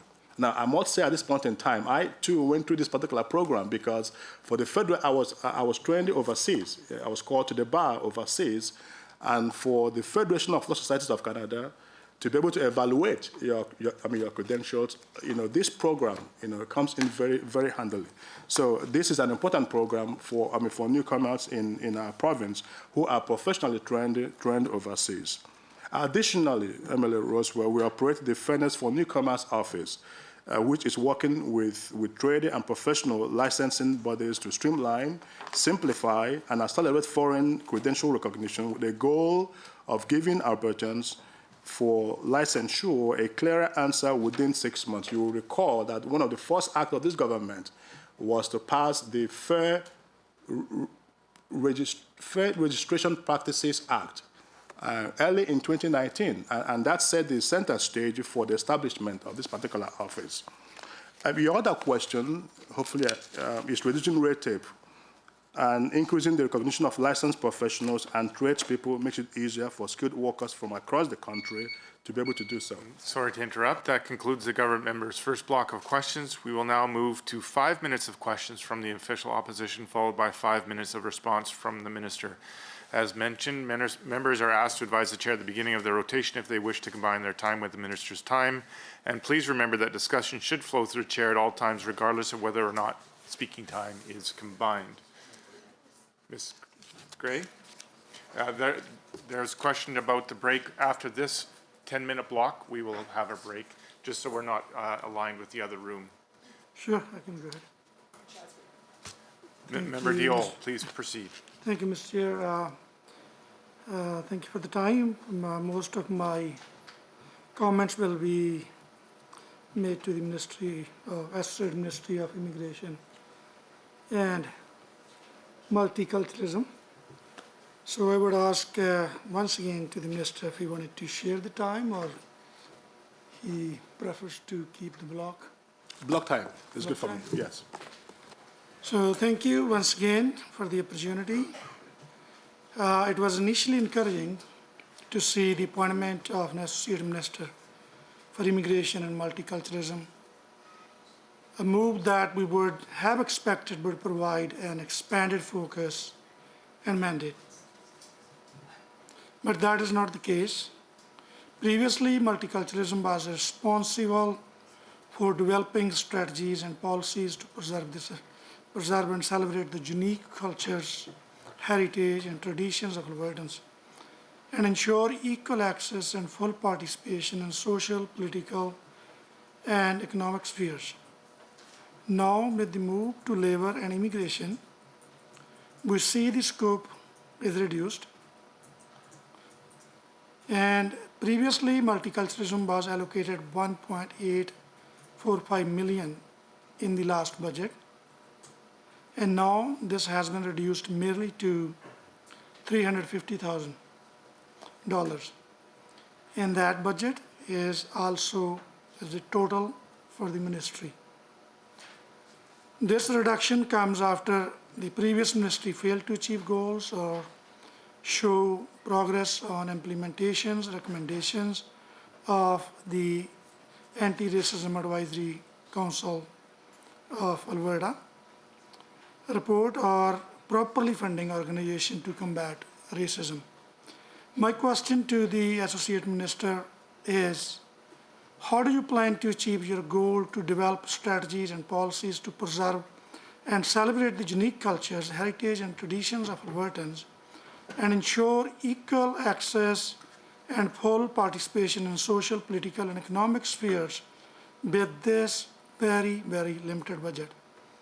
As the Associate Minister knows, our communities, organizations play a vital role in promoting diversity and inclusion. The UCP government cut the Human Rights Education Fund and Anti-Racism Community Group Support Program in the last budget. Multiculturalism has been removed from the community initiative grants. As such, how does the Associate Minister plan to support community organizations which promote diversity, inclusion, and help combat racism in Alberta? Where are the multiculturalism grants located now? And I have the last question number 3 to the Minister. This is the first time a budget fails to allocate any funding to multiculturalism. Minister, what were you doing when this whole budget was being developed? why even is the ministry moved under the Ministry of Labor? Do you think it is accurate to portray multiculturalism and racism-based issues as being able to be addressed through the lens of labor and immigration? I'm hearing from racialized communities that they feel this move indicates that your government views racialized communities' culture and values as less important and not deserving of the same respect and treatments as others. What would your response to these communities? I'm hearing from, and I'm also hearing from the community members even sending me a message this morning, the business owners in rural communities, that Alberta's immigration program is not really helping. I see the number of programs has been listed on the website under the immigration program. Rural renewal stream and rural entrepreneurship stream has not really helping the shortage of labor in the rural communities. And a lot of business owners actually called me and asked me, this is their time to actually retire or sell business, and there's a huge actually challenge they're facing in the rural communities that they don't even find buyers for their business. Thank you, member. I hate to interrupt. Minister, you have up to 5 minutes to respond, and then we will take a 5-minute break. Thank you, Chair, and thank you, Member Dwell, for your questions and interest on this particular file. Let me begin by saying that this is one file that I am absolutely proud of the record of this government. When it comes to how we support new Canadians, how we make sure that they get to achieve their full potential in this particular province, we don't just talk about them, we actually do the work. And as I travel across the entire province, in my various roles, first as Minister of Municipal Affairs, as the Justice Minister, and now as Labour and Immigration Minister, I am proud of what I hear, the conversations across our province. One of the first acts of this government was in 2020 was the ban on carding. And I had the honor of shepherding that important piece of legislation to the legislature, a ban on a discriminatory practice that arbitrarily stopped people of color, multicultural folks across our province. That was absolutely well received by members of the multicultural community. I am also proud to say that as part of Bill 38, the Justice Status Amendment Act, that I also brought forward in the fall of 2020, that we get to include First Nation police services in the Police Act for the first time in our province's history. As Justice Minister, I established the Alberta Security Infrastructure Program that will ensure that multicultural organizations are able to protect their buildings, their organizations, their people, and provide them on unencumbered $100,000 in grant. I also established the Alberta Hate Crime Coordination Unit within Justice and Department. We also appointed a community liaison officer on hate crime. We deployed the men and women of law enforcement to ensure that we deal with the senseless attacks on Muslim women, wearing hijab. I am proud of the record of accomplishment. I am also proud that I was able to get an eminently qualified member of the community to the bench. Something that we haven't seen in our province in a long, long time. Across our province, folks from different cultural communities are seeing the real impact of this government, policy. You talked about funding. I have to, note that the work on the multiculturalism file is one that impacts different ministries, and I am proud of the work that Minister Yassin and I now have to build upon the progress that we have made in the last 2 years. We have my ministry for sure involved in that particular work, the Ministry of Culture also involved in that particular work, Justice and Sojourn involved in that particular work, as well as Indigenous Relations. And together, there are funding in different ministry portfolios to deal adequately with this particular issue. But coming to my own ministry, we have $620,000 for multiculturalism initiatives, $500,000 in grant, and an additional $120,000 to support Alberta Anti-Racism Advisory Committee. And so, and recently, the Premier also announced in Bruce Medicine Hat the establishment of the John Ware Support Fund for New Canadians. As many of you know, John Ware is a great Albertan that I take great pride in. When he came to this country as a slave from the southern part of the United States in the late 1800s, John would go on to establish the ranching industry in this province. When John passed away in the early 1900s, it was recorded in history that no funeral procession have seen that number of people all across our province from north to south, east, and west. So I am proud of the work that Minister Hassan and I are going to continue to do with this particular file, because fundamentally, I believe that it doesn't matter where you come from, but in this province, you have the shot to live your full life and achieve your full potential.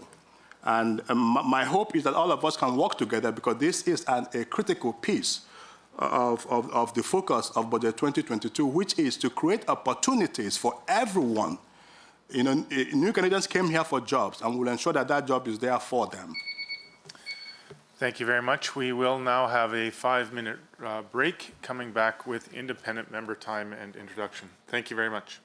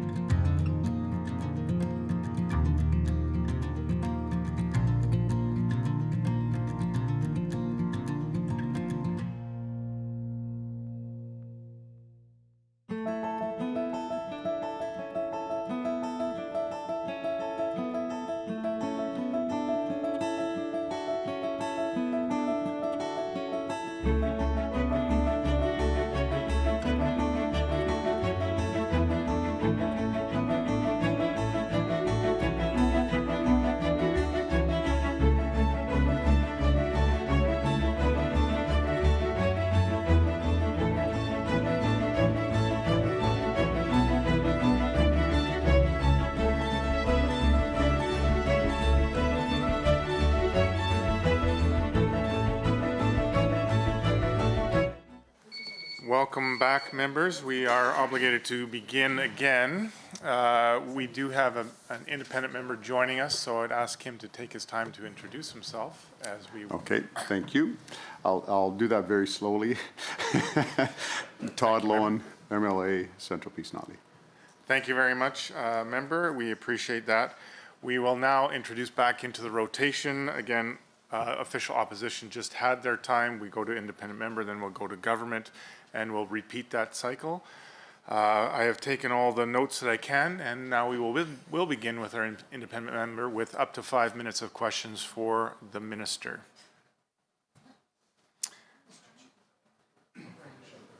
You will, I understand, I can't do anything but have the member begin and have those questions written down, but you may commence now. Yeah. Thank you very much, and thank you very much, Minister, and to the Minister's staff also for being here today and answering questions. Appreciate the work that you all do. And I'm just gonna run through the questions. I presume you want to do block time. That's what you've been doing so far. And so what I'll do is I have some questions. They're pretty straightforward, but I'll kind of read them through slowly because I'm not going to have a lot of preamble or anything like that. And I just want to make sure you have time to write them down so that you can answer them when it becomes your time. So we'll start on business plan on page 85. What is included in other revenue? The line item other revenue. Also on page 85, what is included in premiums, fees, and licensing?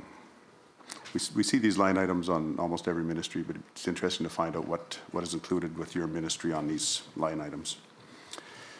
Also on page 85, what is included in other federal transfers?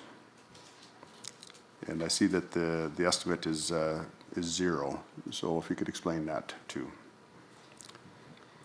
On page 85, what is workforce strategies, and why did it more than double in expense? And why is it also included in capital investment? Also on page 85, why are the line items emergency isolation support and workers' compensation board premium support and critical work benefit missing from the budget expenses for this ministry? I presume maybe there were some changes there in how the line items are listed. Also on page 85, what is emergency isolation support? And I'm presuming maybe this is COVID related, but because it's, again, it has in the estimates it's 0 for this coming budget. And also on page 85, why are we not anticipating federal transfers in the budget? Again, it's in this budget, it's estimated at 0. And then last question, how much are you spending on COVID-related labor disputes with UNA and groups like that? Has there been any planning or a discussion on how much that's going to cost, and do we have any figure about what's happening so far as costs on that? On COVID-related labor disputes. Labor disputes. Yeah. And that's the last question, so I'll turn the time over to you, Minister. Thank you very much. Minister, you have up to 5 minutes to respond.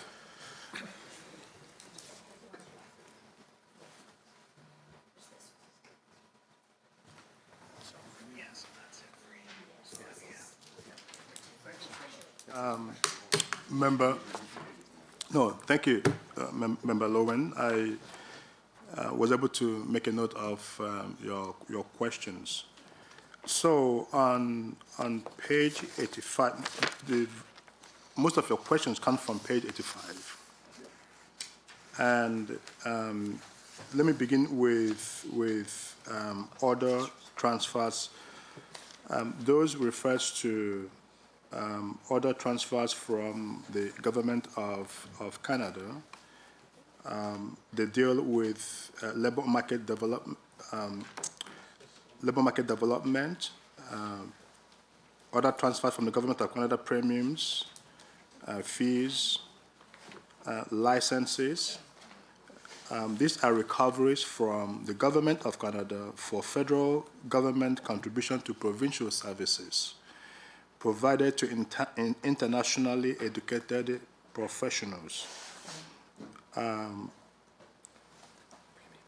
Now, and the best way to explain this is that the 2022-2023 estimate is $186,000 lower than that of 2021-2022 forecast, and is a result of the end of the 3-year foreign credential recognition agreement with the federal government. You talked about premiums, fees, and licenses. These consist of fees for services such as fees collected for the provision of international educational assessment services for immigrants seeking employment and or education in Alberta, and also fees collected from the Alberta Immigrant Nominee Program, the AINP. Fees collected through the Alberta Immigrant Nominee, fees also collected through the land agent's licensing, which are also reported under this section. Now, your other question deals with other revenues, and these are contributions from workers' compensation board for funds expended on occupational health and safety, and the Appeals Commission for Alberta Workers' Compensation. Now, you also talked about what is emergency isolation support. If you recall, at the beginning of COVID, the government established this support for those Albertans who are dealing with the sudden impact of COVID. You know, this is a pandemic, one that we have never seen in a generation. Governments across the globe, and certainly across this particular country, we're trying to understand what this would mean to our citizens, their employment, their incomes, and the means by which they take care of their families. So those were the one-time support that we provide, the one-time emergency support that we provided to working adult Albertans who needed to self-isolate or to take care of their self-isolating dependent at the onset of the pandemic and had no income. You would also note that Labour and Immigration is moving forward with its COVID-19 and recovery plan initiative, with the ministry having completed the emergency isolation program in the year 2020-2021 fiscal year. So that program has ended.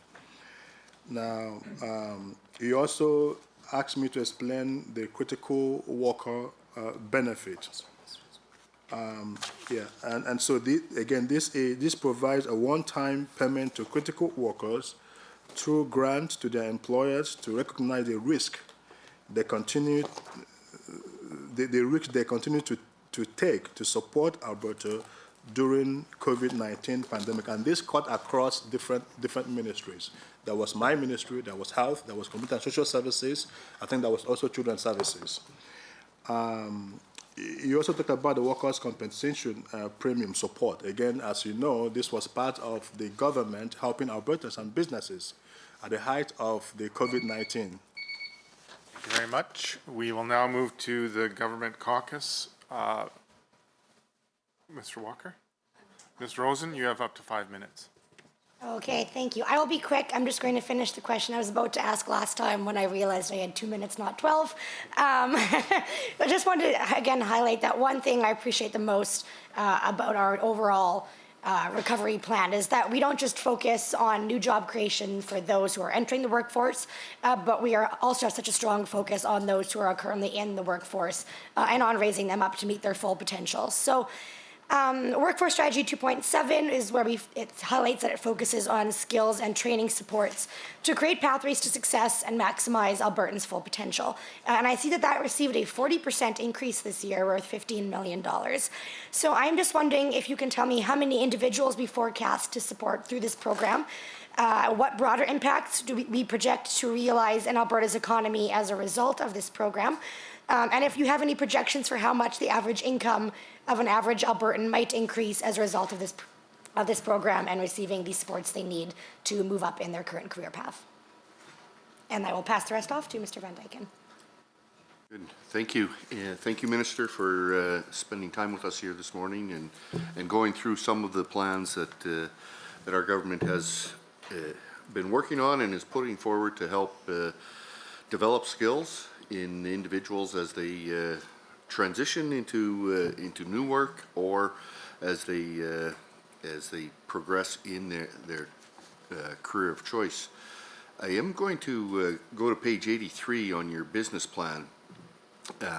In there, outcome number 1, your ministry business plan affirms a commitment to ensuring that Alberta's labour force contributes to economic growth and diversification.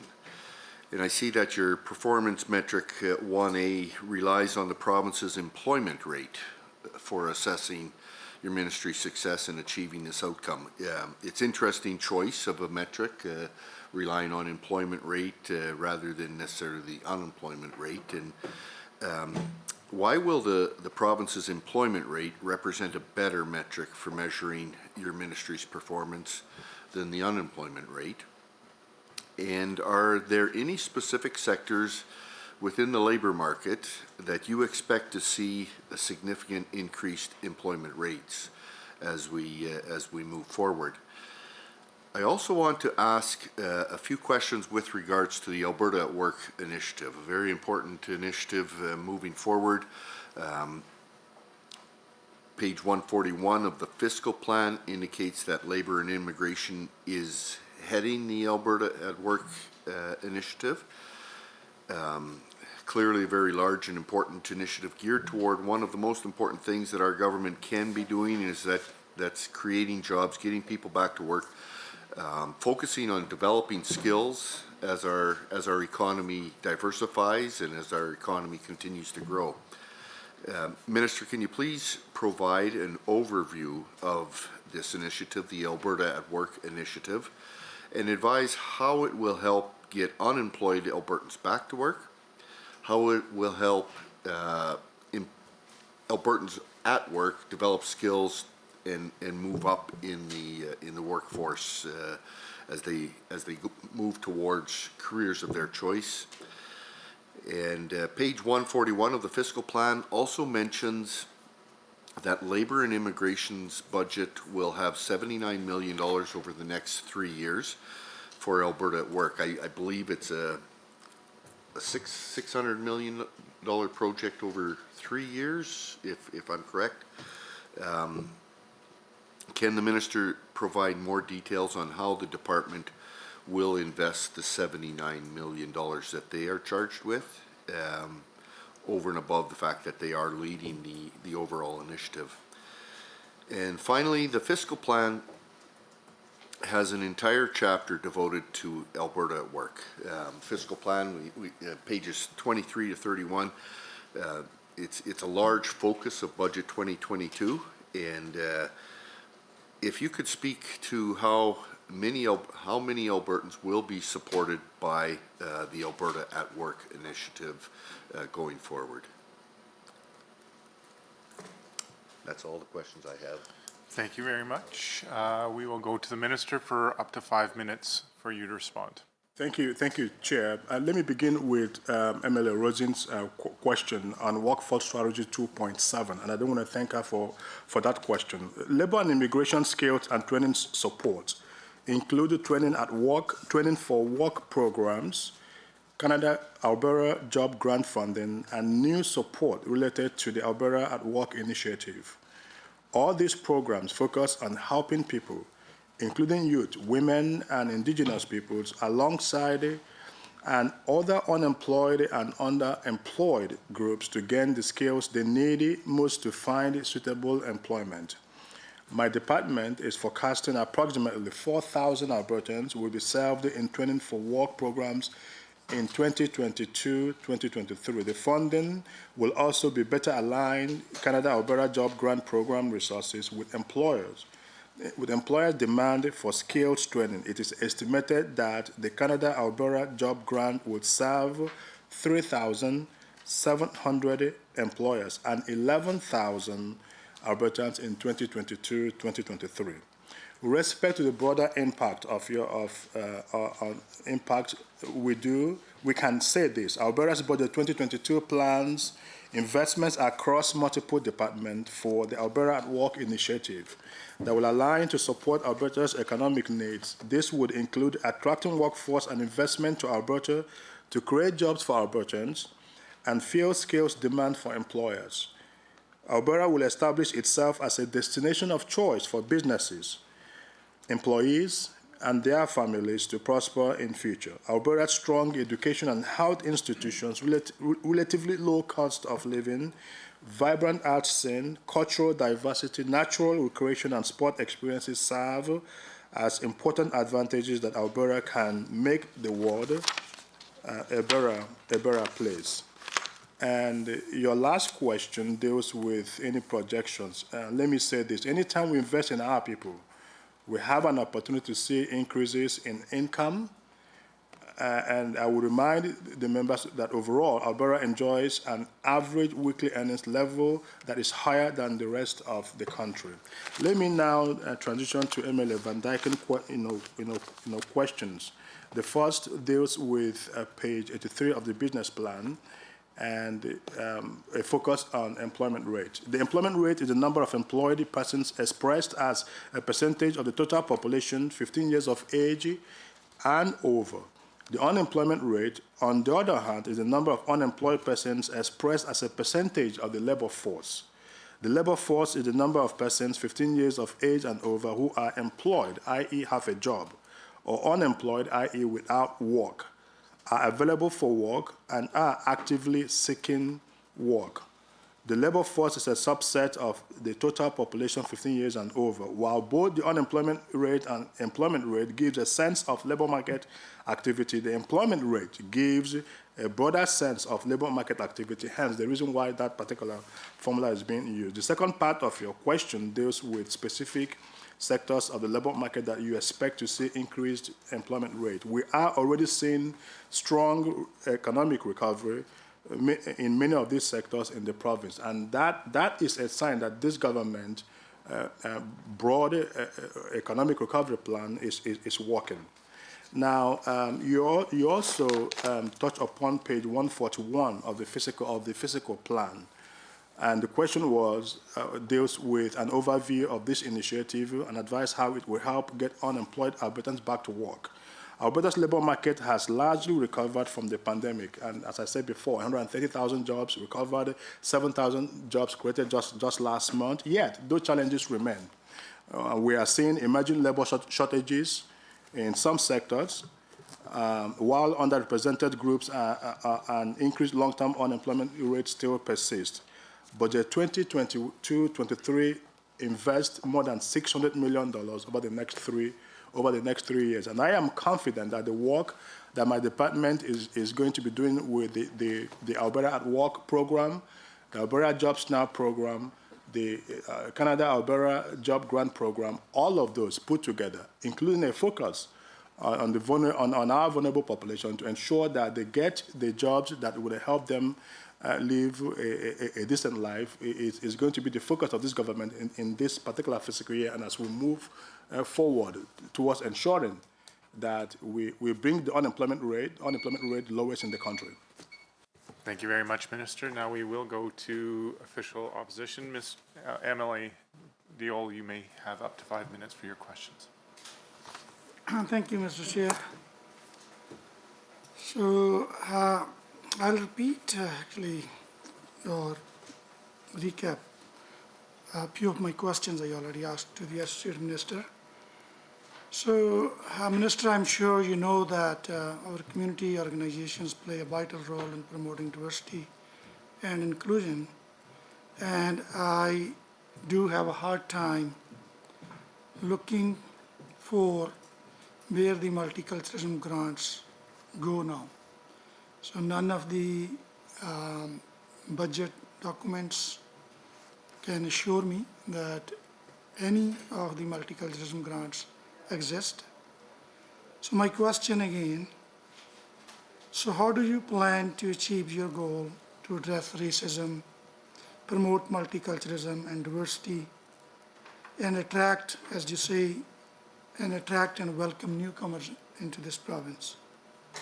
With substantial cuts from $1.845 million, that was not even enough last time, that failed to address the issues, to $350,000 total ministry budget. And without having performance metrics to measure outcomes, measure success. So what is the plan? So where we can refer to the community organizations, community members calling my office, what is the help available for them? I would be happy to see if that program has been changed to different ministry and different programs. All I need is a direction. Right now, it's quite disappointing to see that we don't see in any government budget documents that where we can refer to our constituents and the community organizations approaching my office. And one more question I wanted to add about is Alberta Anti-Racism Advisory Council. So looking on your website, I see no meeting scheduled for Anti-Racism Advisory Council for the year 2022. Are there meetings scheduled for this year? Did the 2021 meetings occur? And if there were meetings in 2021, and do we have a meetings for those, minutes for those meetings? So I will be happy to get if any answers around that. I have numerous calls and investigations in last few days. The community organizations anxiously waiting to see as the situation is changing. They're planning for their events, incoming summer events, and that will be helpful for me to get back to them to give some information. And with that, I believe I have a minute and 40 seconds left. I can share this time with my colleague, Christina Gray. Thank you. Just to emphasize the questions my colleague is asking, he's looking for some very specific information from the budget documents. And in the minister's previous response, the minister chose to share a great deal of his accomplishments as Minister of Justice. I simply want to comment that your accomplishments as Minister of Justice do not answer the questions about the Ministry of Labor's business plan and budget here in Budget 2022. And so, again, just to emphasize, because the official opposition is trying very hard to get information. Multiculturalism had a budget of $1.8 million when it was under culture. We see here that the Associate Minister's office has $350,000. I believe you referenced in your opening remarks about funds being transferred, and yet in response to my colleague's last question, you simply moved back to previous actions and rhetoric. The estimates process to serve the people of Alberta is intended to elicit more information.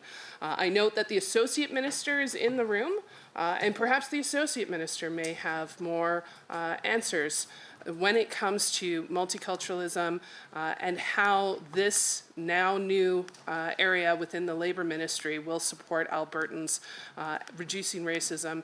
What budget is specifically allocated to support these, especially given multiculturalism has been removed from the community initiatives grants, something that, as my colleague has mentioned, has been very noted. Thank you very much. Minister, you have up to 5 minutes to respond. Thank you, Chair. Before I invite Associate Minister Hassan to speak briefly on this particular issue, perhaps let me restate what I said before, in case the members opposite didn't quite get that response. I did clearly said that the work on the multiculturalism file, whilst its domain is in labor and immigration, different ministries do important work to advance the cause of justice for folks from the multicultural community. In budget 2022-2023 alone, I know that there is more than $2 million devoted to the Alberta Security Infrastructure Grant, doubled than previously announced. I also know that that there is $620,000 in multiculturalism initiatives. And I also know that recently the Premier in Brooks Medicine had announced a grant in honor of John Ware to help new Canadians across this particular country live their full life. But with respect to the support for Anti-Racism Advisory Committee and some of the initiative under Minister Hassan, please, would you want to speak on this particular issue?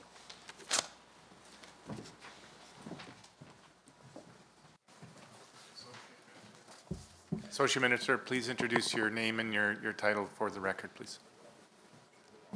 Thank you. My name is Muhammad Yassin, Associate Minister of Immigration and Multiculturalism, and I'm happy to be here to respond to your questions. Thank you both, Member Dale and Member Gray, for your comments and questions.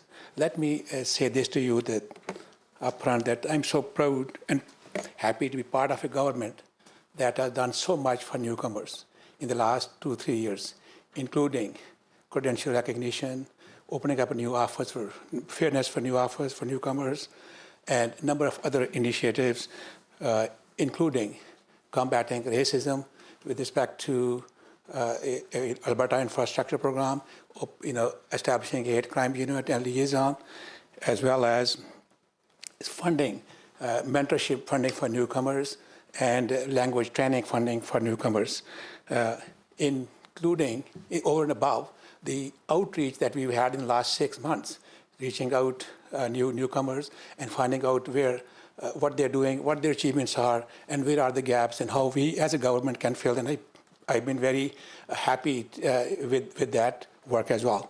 So coming to the funding, the budget questions, with respect to grants,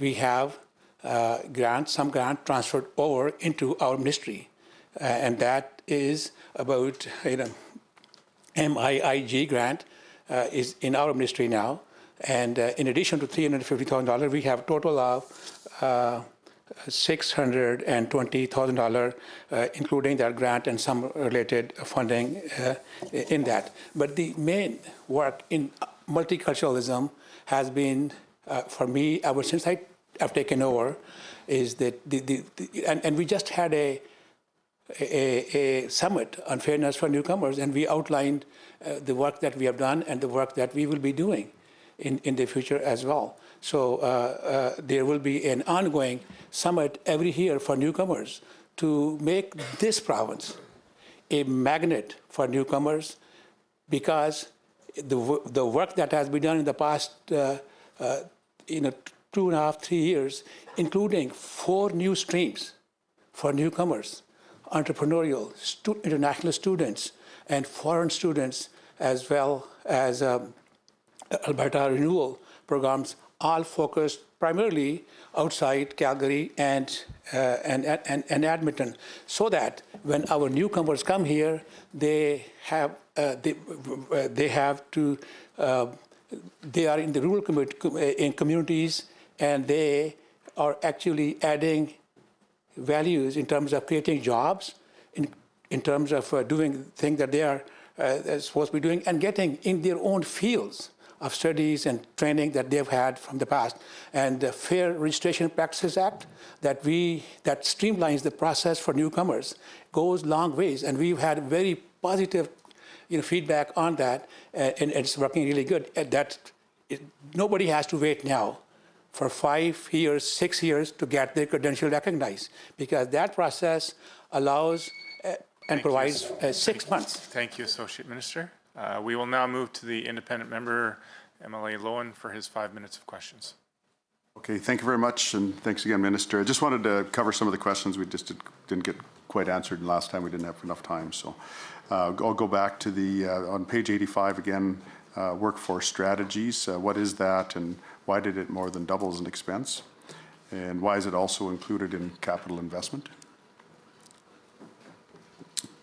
And then what is emergency isolation support? Is this COVID related? In fact, I think you actually covered that in one of the previous questions, so we leave that one out. So we'll go to page 85 again. Why are we not anticipating federal transfers in the budget? And I'm guessing that maybe that line item got changed to another line item, would be my guess, but if you could clarify that for me, please. And then again, the question on how much money is being spent on COVID-related labor disputes with the UNA and other groups. And so if you could answer those questions, I'll pass the time over to you. Thank you. Thanks. Thank you very much, Minister. You have up to 5 minutes to respond. Thank you, Chair. I am going to defer those questions to Andrew Reversed within my department. Those are a number of questions and transferred from the federal government. Andre? Thank you, Minister. Thank you, Member, and through the Chair. So in regards to the, I will start with the question regarding workforce strategies that was mentioned on page 85 of Labour and Immigration's business plan. So within the statement of operations, if we go down, it shows the workforce strategies line item, and the 22-23 estimate is $236 million, $677,000. And so the reason for the decrease, I believe, being referenced is that in the forecast for the 21-22 fiscal year, that figure is just under $398 million. And the primary reason for that change is in relation to the Alberta Jobs Now program. So the Alberta Jobs Now program in the 21-22 forecast is approximately $270 million. And Minister had referenced before that once we move into the 22-23 fiscal year, based on the approved funding profile for that program, it moves down to just about $98 million. And so that really makes up the primary change in the difference within workforce strategies, going from the 21-22 fiscal into the 22-23 estimate. Also for workforce strategies on the capital investment side, so what I can say is as we kind of go across here within our statement of operations, capital investment for workforce strategies was about $150,000 budgeted for 21-22. Then the forecast went up slightly to $200,000, and then we can see it goes back down to $150,000 for the 22-23 fiscal year. And what that capital investment is in relation to is the development and enhancement of IT systems to support the delivery of the Alberta Jobs Now program. In the 21-22 fiscal year, it also supported, in addition to the Alberta Jobs Now program, there was also an IT system developed to help deliver the critical worker benefit program. So another key COVID-19 recovery plan program for the ministry. And so then we could also see, and actually, sorry, that was below there. The critical worker benefit does have its own line item under capital investment. So just to reiterate, that was related to an IT system to help manage and deliver that program. Under the workforce strategies line item, that was all capital investment funding for the Alberta Jobs Now program. There was also a question about our federal transfers. And so again, referring to page 85, our statement of operations on the business plan, going to the top there under the revenue section, the very first line item titled Labor Market Development, that's actually all transfers coming from the federal government. And so the 22-23 estimate is $73.9 million. And that funding is entirely related to 2 labor market transfer agreements that the province has with the federal government. The first being the Workforce Development Agreement. The second being the Labor Market Development Agreement. And so the Workforce Development Agreement primarily provides funding for employment and training programming within Alberta. A lot of it is dedicated towards individuals with barriers to enter and join the workforce. It also supports persons with disabilities as well. And within that agreement, there's also funding dedicated to what we refer to as sort of employer-sponsored programs. And so one of those for labour and immigration is the Canada-Alberta Job Grant that we've mentioned a few times. So the most of the expenses related to that program are offset by federal revenue coming through that. The Labour Market Development Agreement, on the other hand, is primarily dedicated in supporting individuals who are on employment insurance. And so that's completely funded by the employment insurance system within Canada.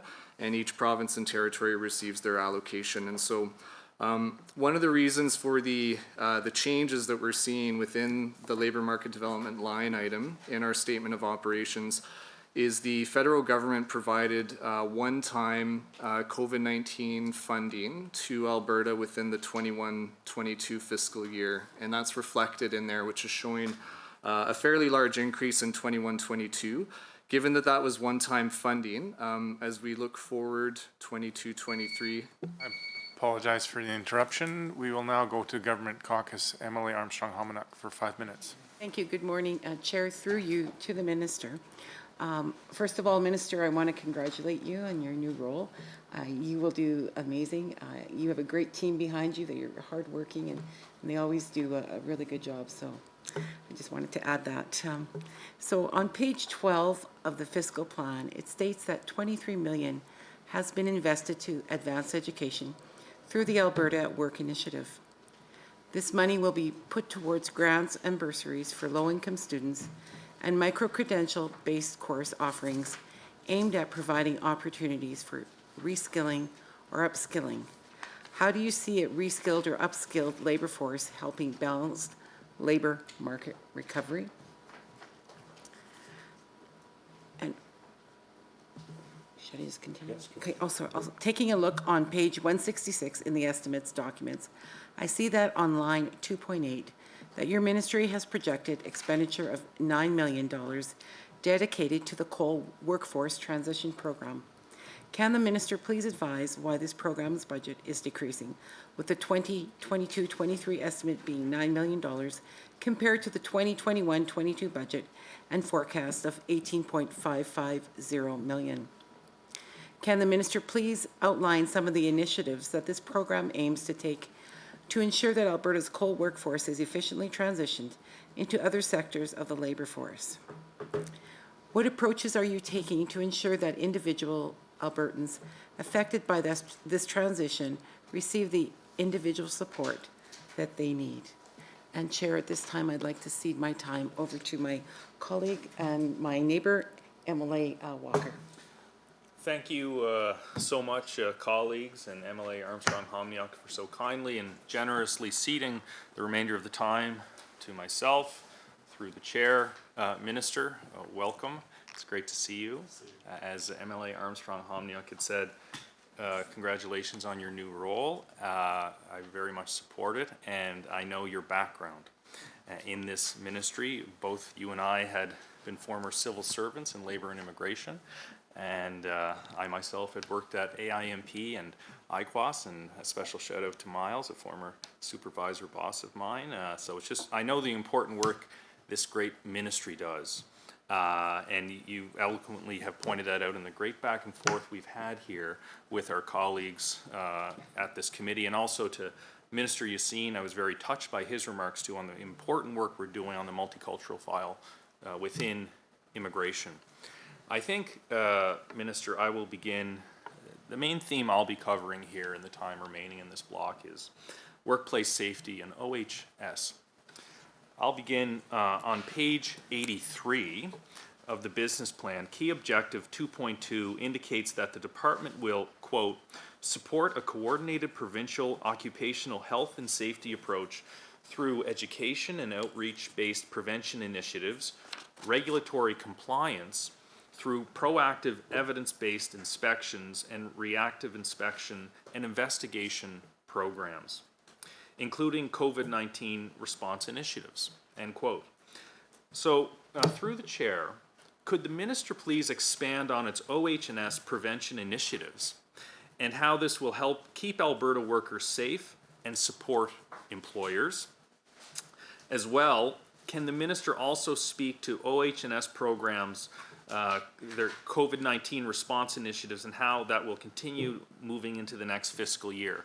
I know in my riding, Minister, and I'm sure it's the same in Edmonton Southwest, during the challenges of COVID-19 and the pandemic, and it had placed on employers ensuring OH&S compliance, you know, they faced tremendous challenges but our government was there to support them, including labor and immigration. I know when I would be getting inquiries with OH&S compliance officers coming out to businesses in Sherwood Park, it was always, the files were handled with great sensitivity and competence with the employer working back and forth with the OH&S officials. So I'm really curious to hear your responses to my questions on this matter, as we really hope we're moving to the endemic stage. Fingers crossed, of course. And I just want to once again salute your great staff for working through with all the great supports you provided through the pandemic up till this point. So with that, Chair, I'll cede the remaining time here. I mean, I could count down the clock literally like I did yesterday, and apparently Hansard writes that down. But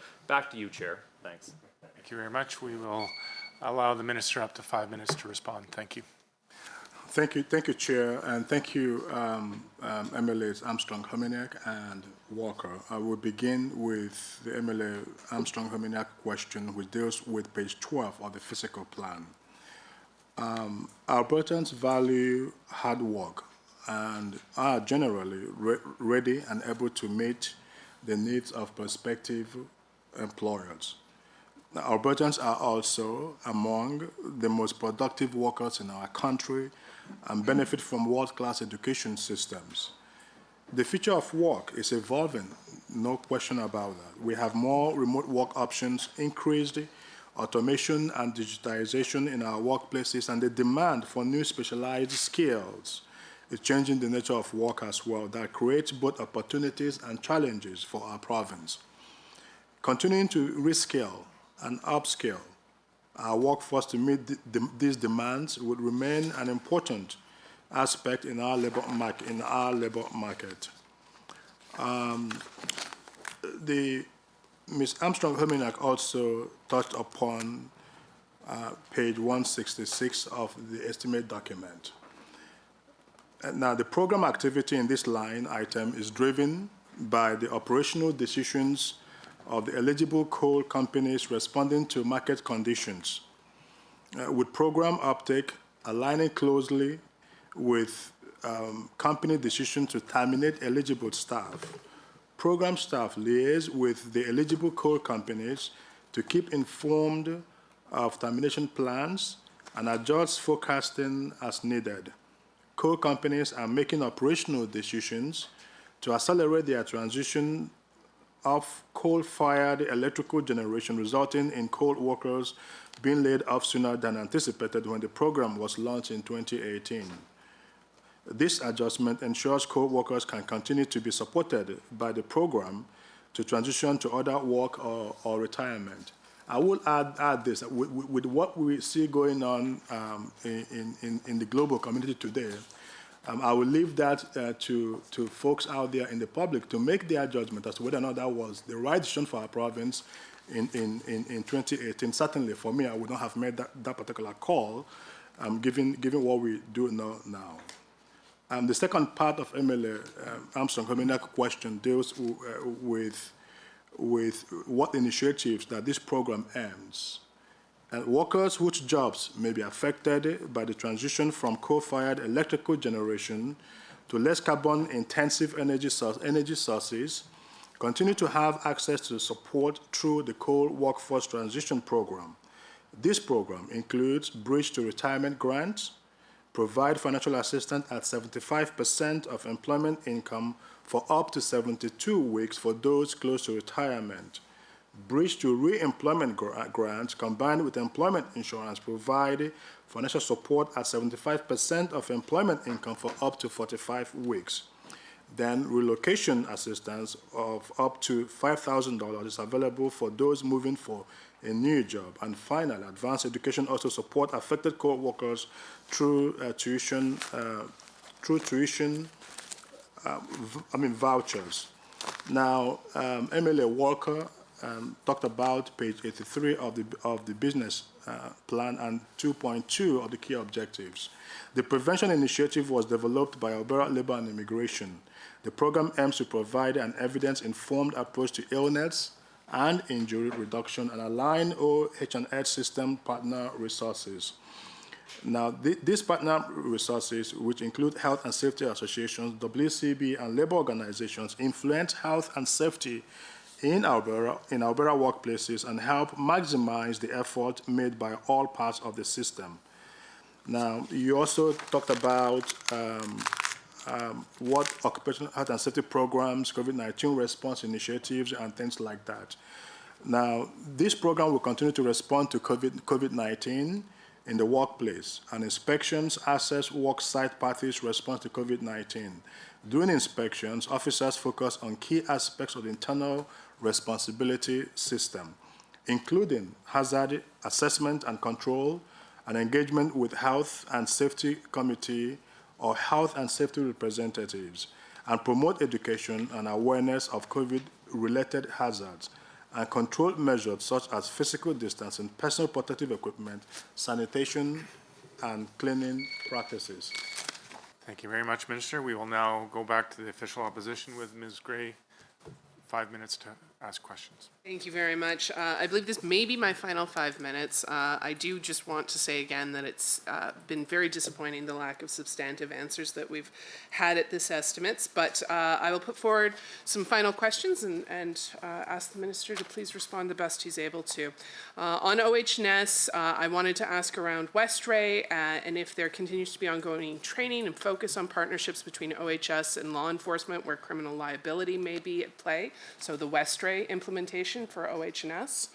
On the coal workforce transition program, Bridge to Retirement, I see that the amount in budget estimates is decreasing, and I know that it's commensurate with those who need it.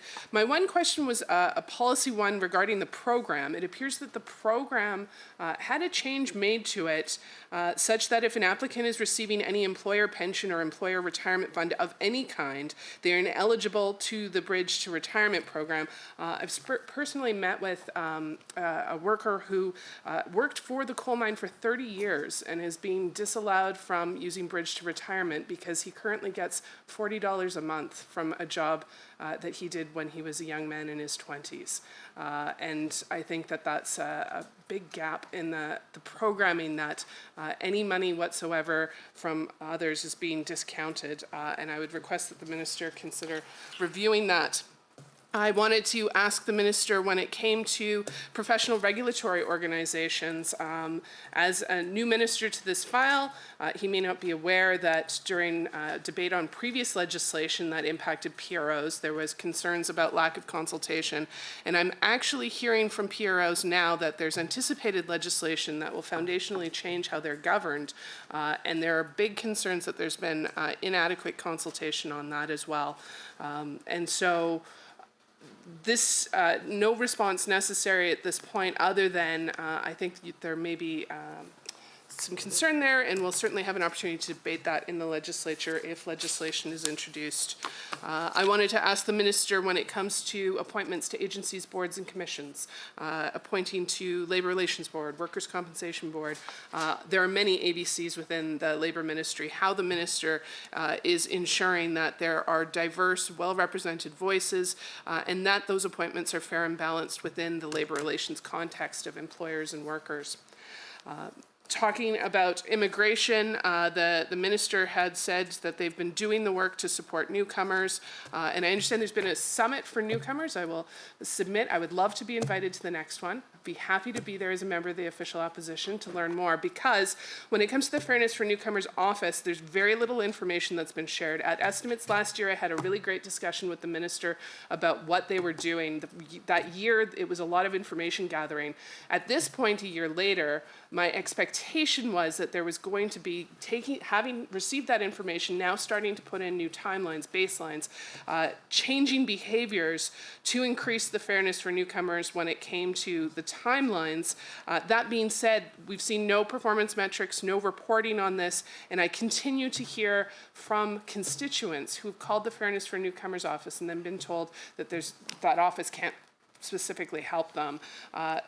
There may be tightening of timelines that's happening within the department, but I haven't seen any public reporting of that. And I think that's a shame, because if this government is actually walking the walk, they've been talking the talk, where is the reporting, where are the metrics, where do we see that any measurable difference has been made when it comes to newcomers and their experience in credential recognition?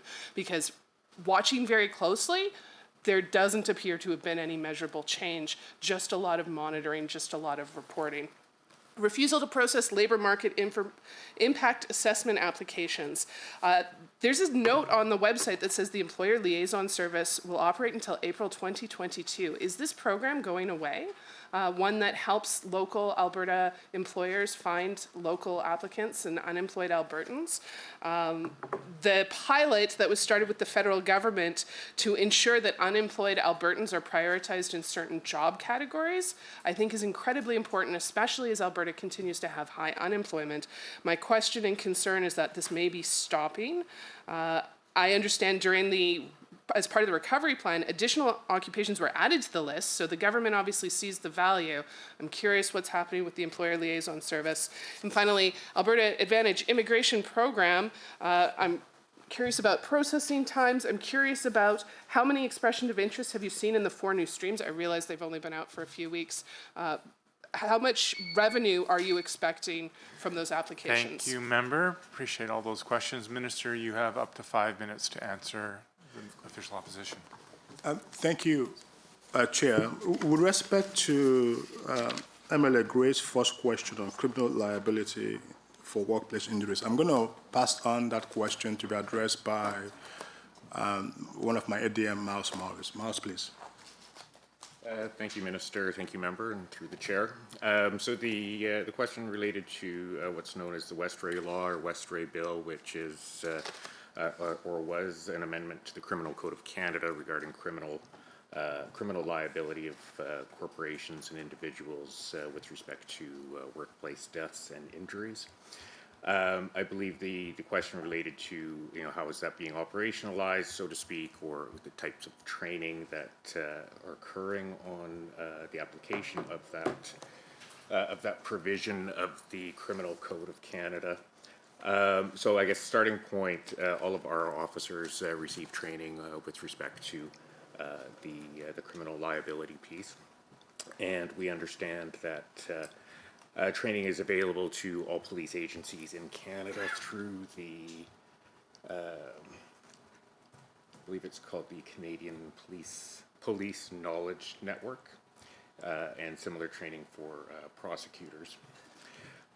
In addition, Alberta Occupational Health and Safety has memoranda of understanding in place with every police agency in Alberta, works closely with those agencies on fatal and or serious workplace incidents, and where OHS discovers that there may be anything associated with those incidents that is potentially criminal in nature, pursuant to the Memoranda of Understanding, Occupational Health and Safety refers those issues to the appropriate law enforcement agency. Thank you, Minister. Thank you, Miles. I appreciate that. The second part of the question deals with professional regulatory organizations and the modernization that is currently going on. Alberta's government continues to take bold actions to reduce red tape, attract investment, and address labor market needs so our economy can recover and grow. It is important that we streamline professional legislation and regulatory requirements which will free these organizations from unnecessary red tape and allow them to continue to focus on protecting public interest and safety. The focus, we must all remember, has to be on protecting public interest and safety and not making it difficult for them to carry out their day-to-day work. Over the next year, additional steps will be taken to streamline legislation and create more efficient and consistent professional regulation so Alberta can move towards recovery and growth. Now, the next question that you asked deals with the baseline report for fairness for newcomers. That report was published on Government Open Data site in December, and we will continue to hold regulators accountable for adhering to the legislation that we passed in 2019, the Fair Registration Practices Act. And as I had noted before, this work is important. It is important that newcomers, professional newcomers, who come to this country and come to our province know exactly what is expected of them within a reasonable time frame, so that they can make the transition to their chosen professional life and able to take care of themselves, their families, and indeed contribute to the growth of our province. That is an important work. I mean, that would continue. With respect to the employer liaison services, these were part of a pilot program to help employers understand the alternative Alberta sources of workers. We continue through our workforce consultations located throughout the province to provide direct supports to employers, effectively achieving the same result in a different way. I think those were the questions that Member Gray asked, but let me also end by saying this. At the end of the day, our focus has to be in making sure that we keep our workplaces safe and that we ensure that professional organizations are able to deliver not just to Albertans, but to their stakeholders. And, the Premier have been clear. Thank you very much, Minister. Now we'll go to MLA Lowen for his set of 5-minute questions. Thank you very much, and thanks, Minister, again for the questions on the last round there. I just have one question left, and that's the one, is your department or the government as a whole in any legal or labor disputes regarding COVID-related issues? And if so, how much money is being spent on that? And if you want to undertake that, if that's something you're not quite sure of, that's fine too. Is that all the question you have? Yeah. Okay. Then, Minister, up to 5 minutes to respond. Thank you. I am going to pass on that question to my Deputy Minister. The Deputy can direct that question to any of our senior staff. There has been some litigation started with respect to that involving human rights complaints, and so it involves several different departments. Our department has a complaint specifically with respect to that issue, and will be responding in the normal course. Thank you. So I mean, if I may, add to, that question, MLA Lowen, as you know, this is, we are dealing with a pandemic, one that we have never seen in a long time, and this it's still an evolving situation, and I think it is premature at this point in time, to anticipate or to have details on labor dispute. My sense is if there are, they are still working their way through the system. And unless they work their way through the system, we wouldn't be able to know exactly where things are right now, whether or not government have devoted any resources. As you know, this would have implications not just for my ministry, but across the board. So that information is not yet readily available right now. Thank you very much. We will now go back to government members. MLA Roswell for up to 5 minutes of questions. Okay, thank you very much.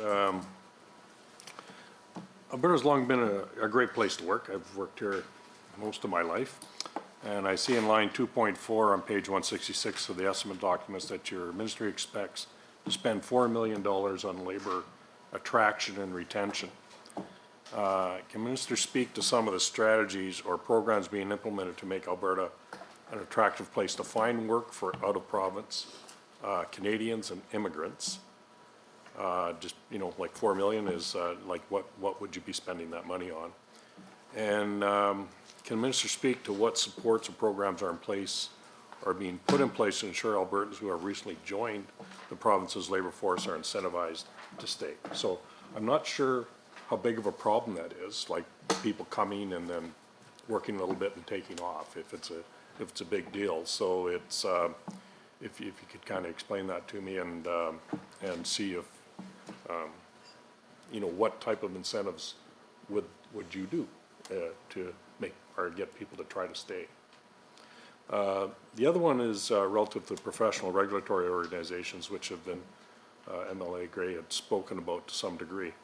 And I've had some issues. Like I brought this up. It's interesting. It was the first time I did estimates, and the previous minister was working on this. And I expressed the story of an individual who works in this building, who had a math degree and an engineering degree from another country, and he was cleaning here because that's the job he could find, right? And I think it was a barrier of the professional regulatory organization that was stopping him from progressing, and he's still in that position today. So it's a bit of a concern that I have, and you guys might be more on top of what the barriers are, or what interests there are that are conflicting with that goal. So can you speak to the work the department has undertaken that will be undertaken to help reduce the barriers to participating in occupations in Alberta? And those are usually professional ones, I guess. Like the trades one is kind of our Mobility Act, I think, for the most part. I might be wrong, but this is the professional organizations. And how will the ministry work with professional regulatory organizations to ensure the provisions of the Mobility Act are being implemented and the decisions related to registration, for example, are being made in a timely manner? So I'm not sure, because professional regulatory organizations are kind of arm's length. Like we, as I understand it, we can't tell them what to do. But what power do we have to try to accelerate their recognition of qualifications from people outside the country, mainly? Because I think within the country, I think it's easier, but outside the country is a big problem. So if you got a chance to answer that, and I'll pass my balance on to MLA Van Dyken here. Good, thank you. And Minister, I just got a couple questions with regards to outcome 2 in the business plan. 2.1 of the objectives, 2.1 is review the Occupational Health and Safety Code to improve health and safety outcomes while enabling innovation, competitiveness, and streamlining regulatory requirements. And I guess I'd just like some clarity on an overview of the review of the OHS code and how changes will benefit Alberta employers while maintaining safe and healthy workplaces for Alberta employees. And then I also have a question on line item 3.3 of page 166 on the government estimates. Shows a fair amount of expenditure being put toward employment standards. Now, I know that this is an important line item and that maintaining employment standards is a key component in creating safe, fair, and healthy workplaces. Minister, can you please speak to some of the employment standards that Labour and Immigration oversees and what Albertans may be seeing their tax dollars being put toward with this line item? And what sort of regulations does your ministry do to ensure that these standards are maintained right across the province? Thank you very much. Minister, you have up to 5 minutes to respond. Thank you, Chair. There are a lot of questions packed in there, but important questions. Let me begin with MLA Rosewell on the page 166 estimate document that commits up to $4 million on labor attraction and retention. As we continue our recovery, we know that access to talent to drive our industries will be critically important. Some of this talent will need to come from abroad and elsewhere in Canada. The funding noted in this budget line is primarily for the operations of the Alberta Advantage Immigration Program. This is the economic immigration program Alberta has to select immigrants for permanent residency so they can join our permanent workforce and help meet our long-term labor market needs. We are hearing from employers right now, despite this pandemic, that one of their challenges is finding the workers that they need to meet their current demand. And so that is going to be a focus of my ministry as we move forward. The program has targeted streams to attract the newcomers our province will need to continue our economic growth. And we will increase focus on selecting skilled newcomers with the highest human capital to come to our province. Now, you also asked a question on what support or programs are in place for those Albertans in the form of incentives. So again, Emily Rosewell, this is absolutely crucial. We can't just bring newcomers here. We need to keep them here and support them to contribute to their maximum potential over the long term. That is how we will drive our economy forward. We can't have people who are skilled and qualified with this complex range of skill sets not being able to get to work to help themselves and their families and our communities. So this work is critically important. A key element of this plan is the Fair Registration Practices Act and the Fairness for Newcomers Office, which is working with Alberta regulators to reduce barriers for internationally trained workers to get their credentials recognized to the fullest extent possible. And I think that also touched upon your other question, which is our effort to streamline regulatory professionals. And let me speak to that because this is a key part of our commitment. And the Premier have often talked about this. The summit that we held in Calgary was actually directed, apart from bringing newcomers together to show them what is possible in our province, but it was directed to professional regulatory bodies to say to them, we can't have all of these professionals here and allow and see them languish without a clear path as quick as possible to get to their profession. So that message has been sent, and we have made a commitment that this will continue to be a yearly summit. Now, let me talk a little bit about Emily Van Dyken's question on page 83 of the business plan. And the question was, can the minister please provide an overview of the review of the Occupational and Safety Code and how the changes will benefit Alberta employers? The changes to Occupational and Safety Act took effect on December 1, 2021. Further changes to the code related to year one of the published Occupational and Safety Code review plan are expected in this 2022. Now, the Act requires the minister to publish a plan for the review of the OHS code every 3 years. Going forward, there will be an ongoing cyclical review of the code.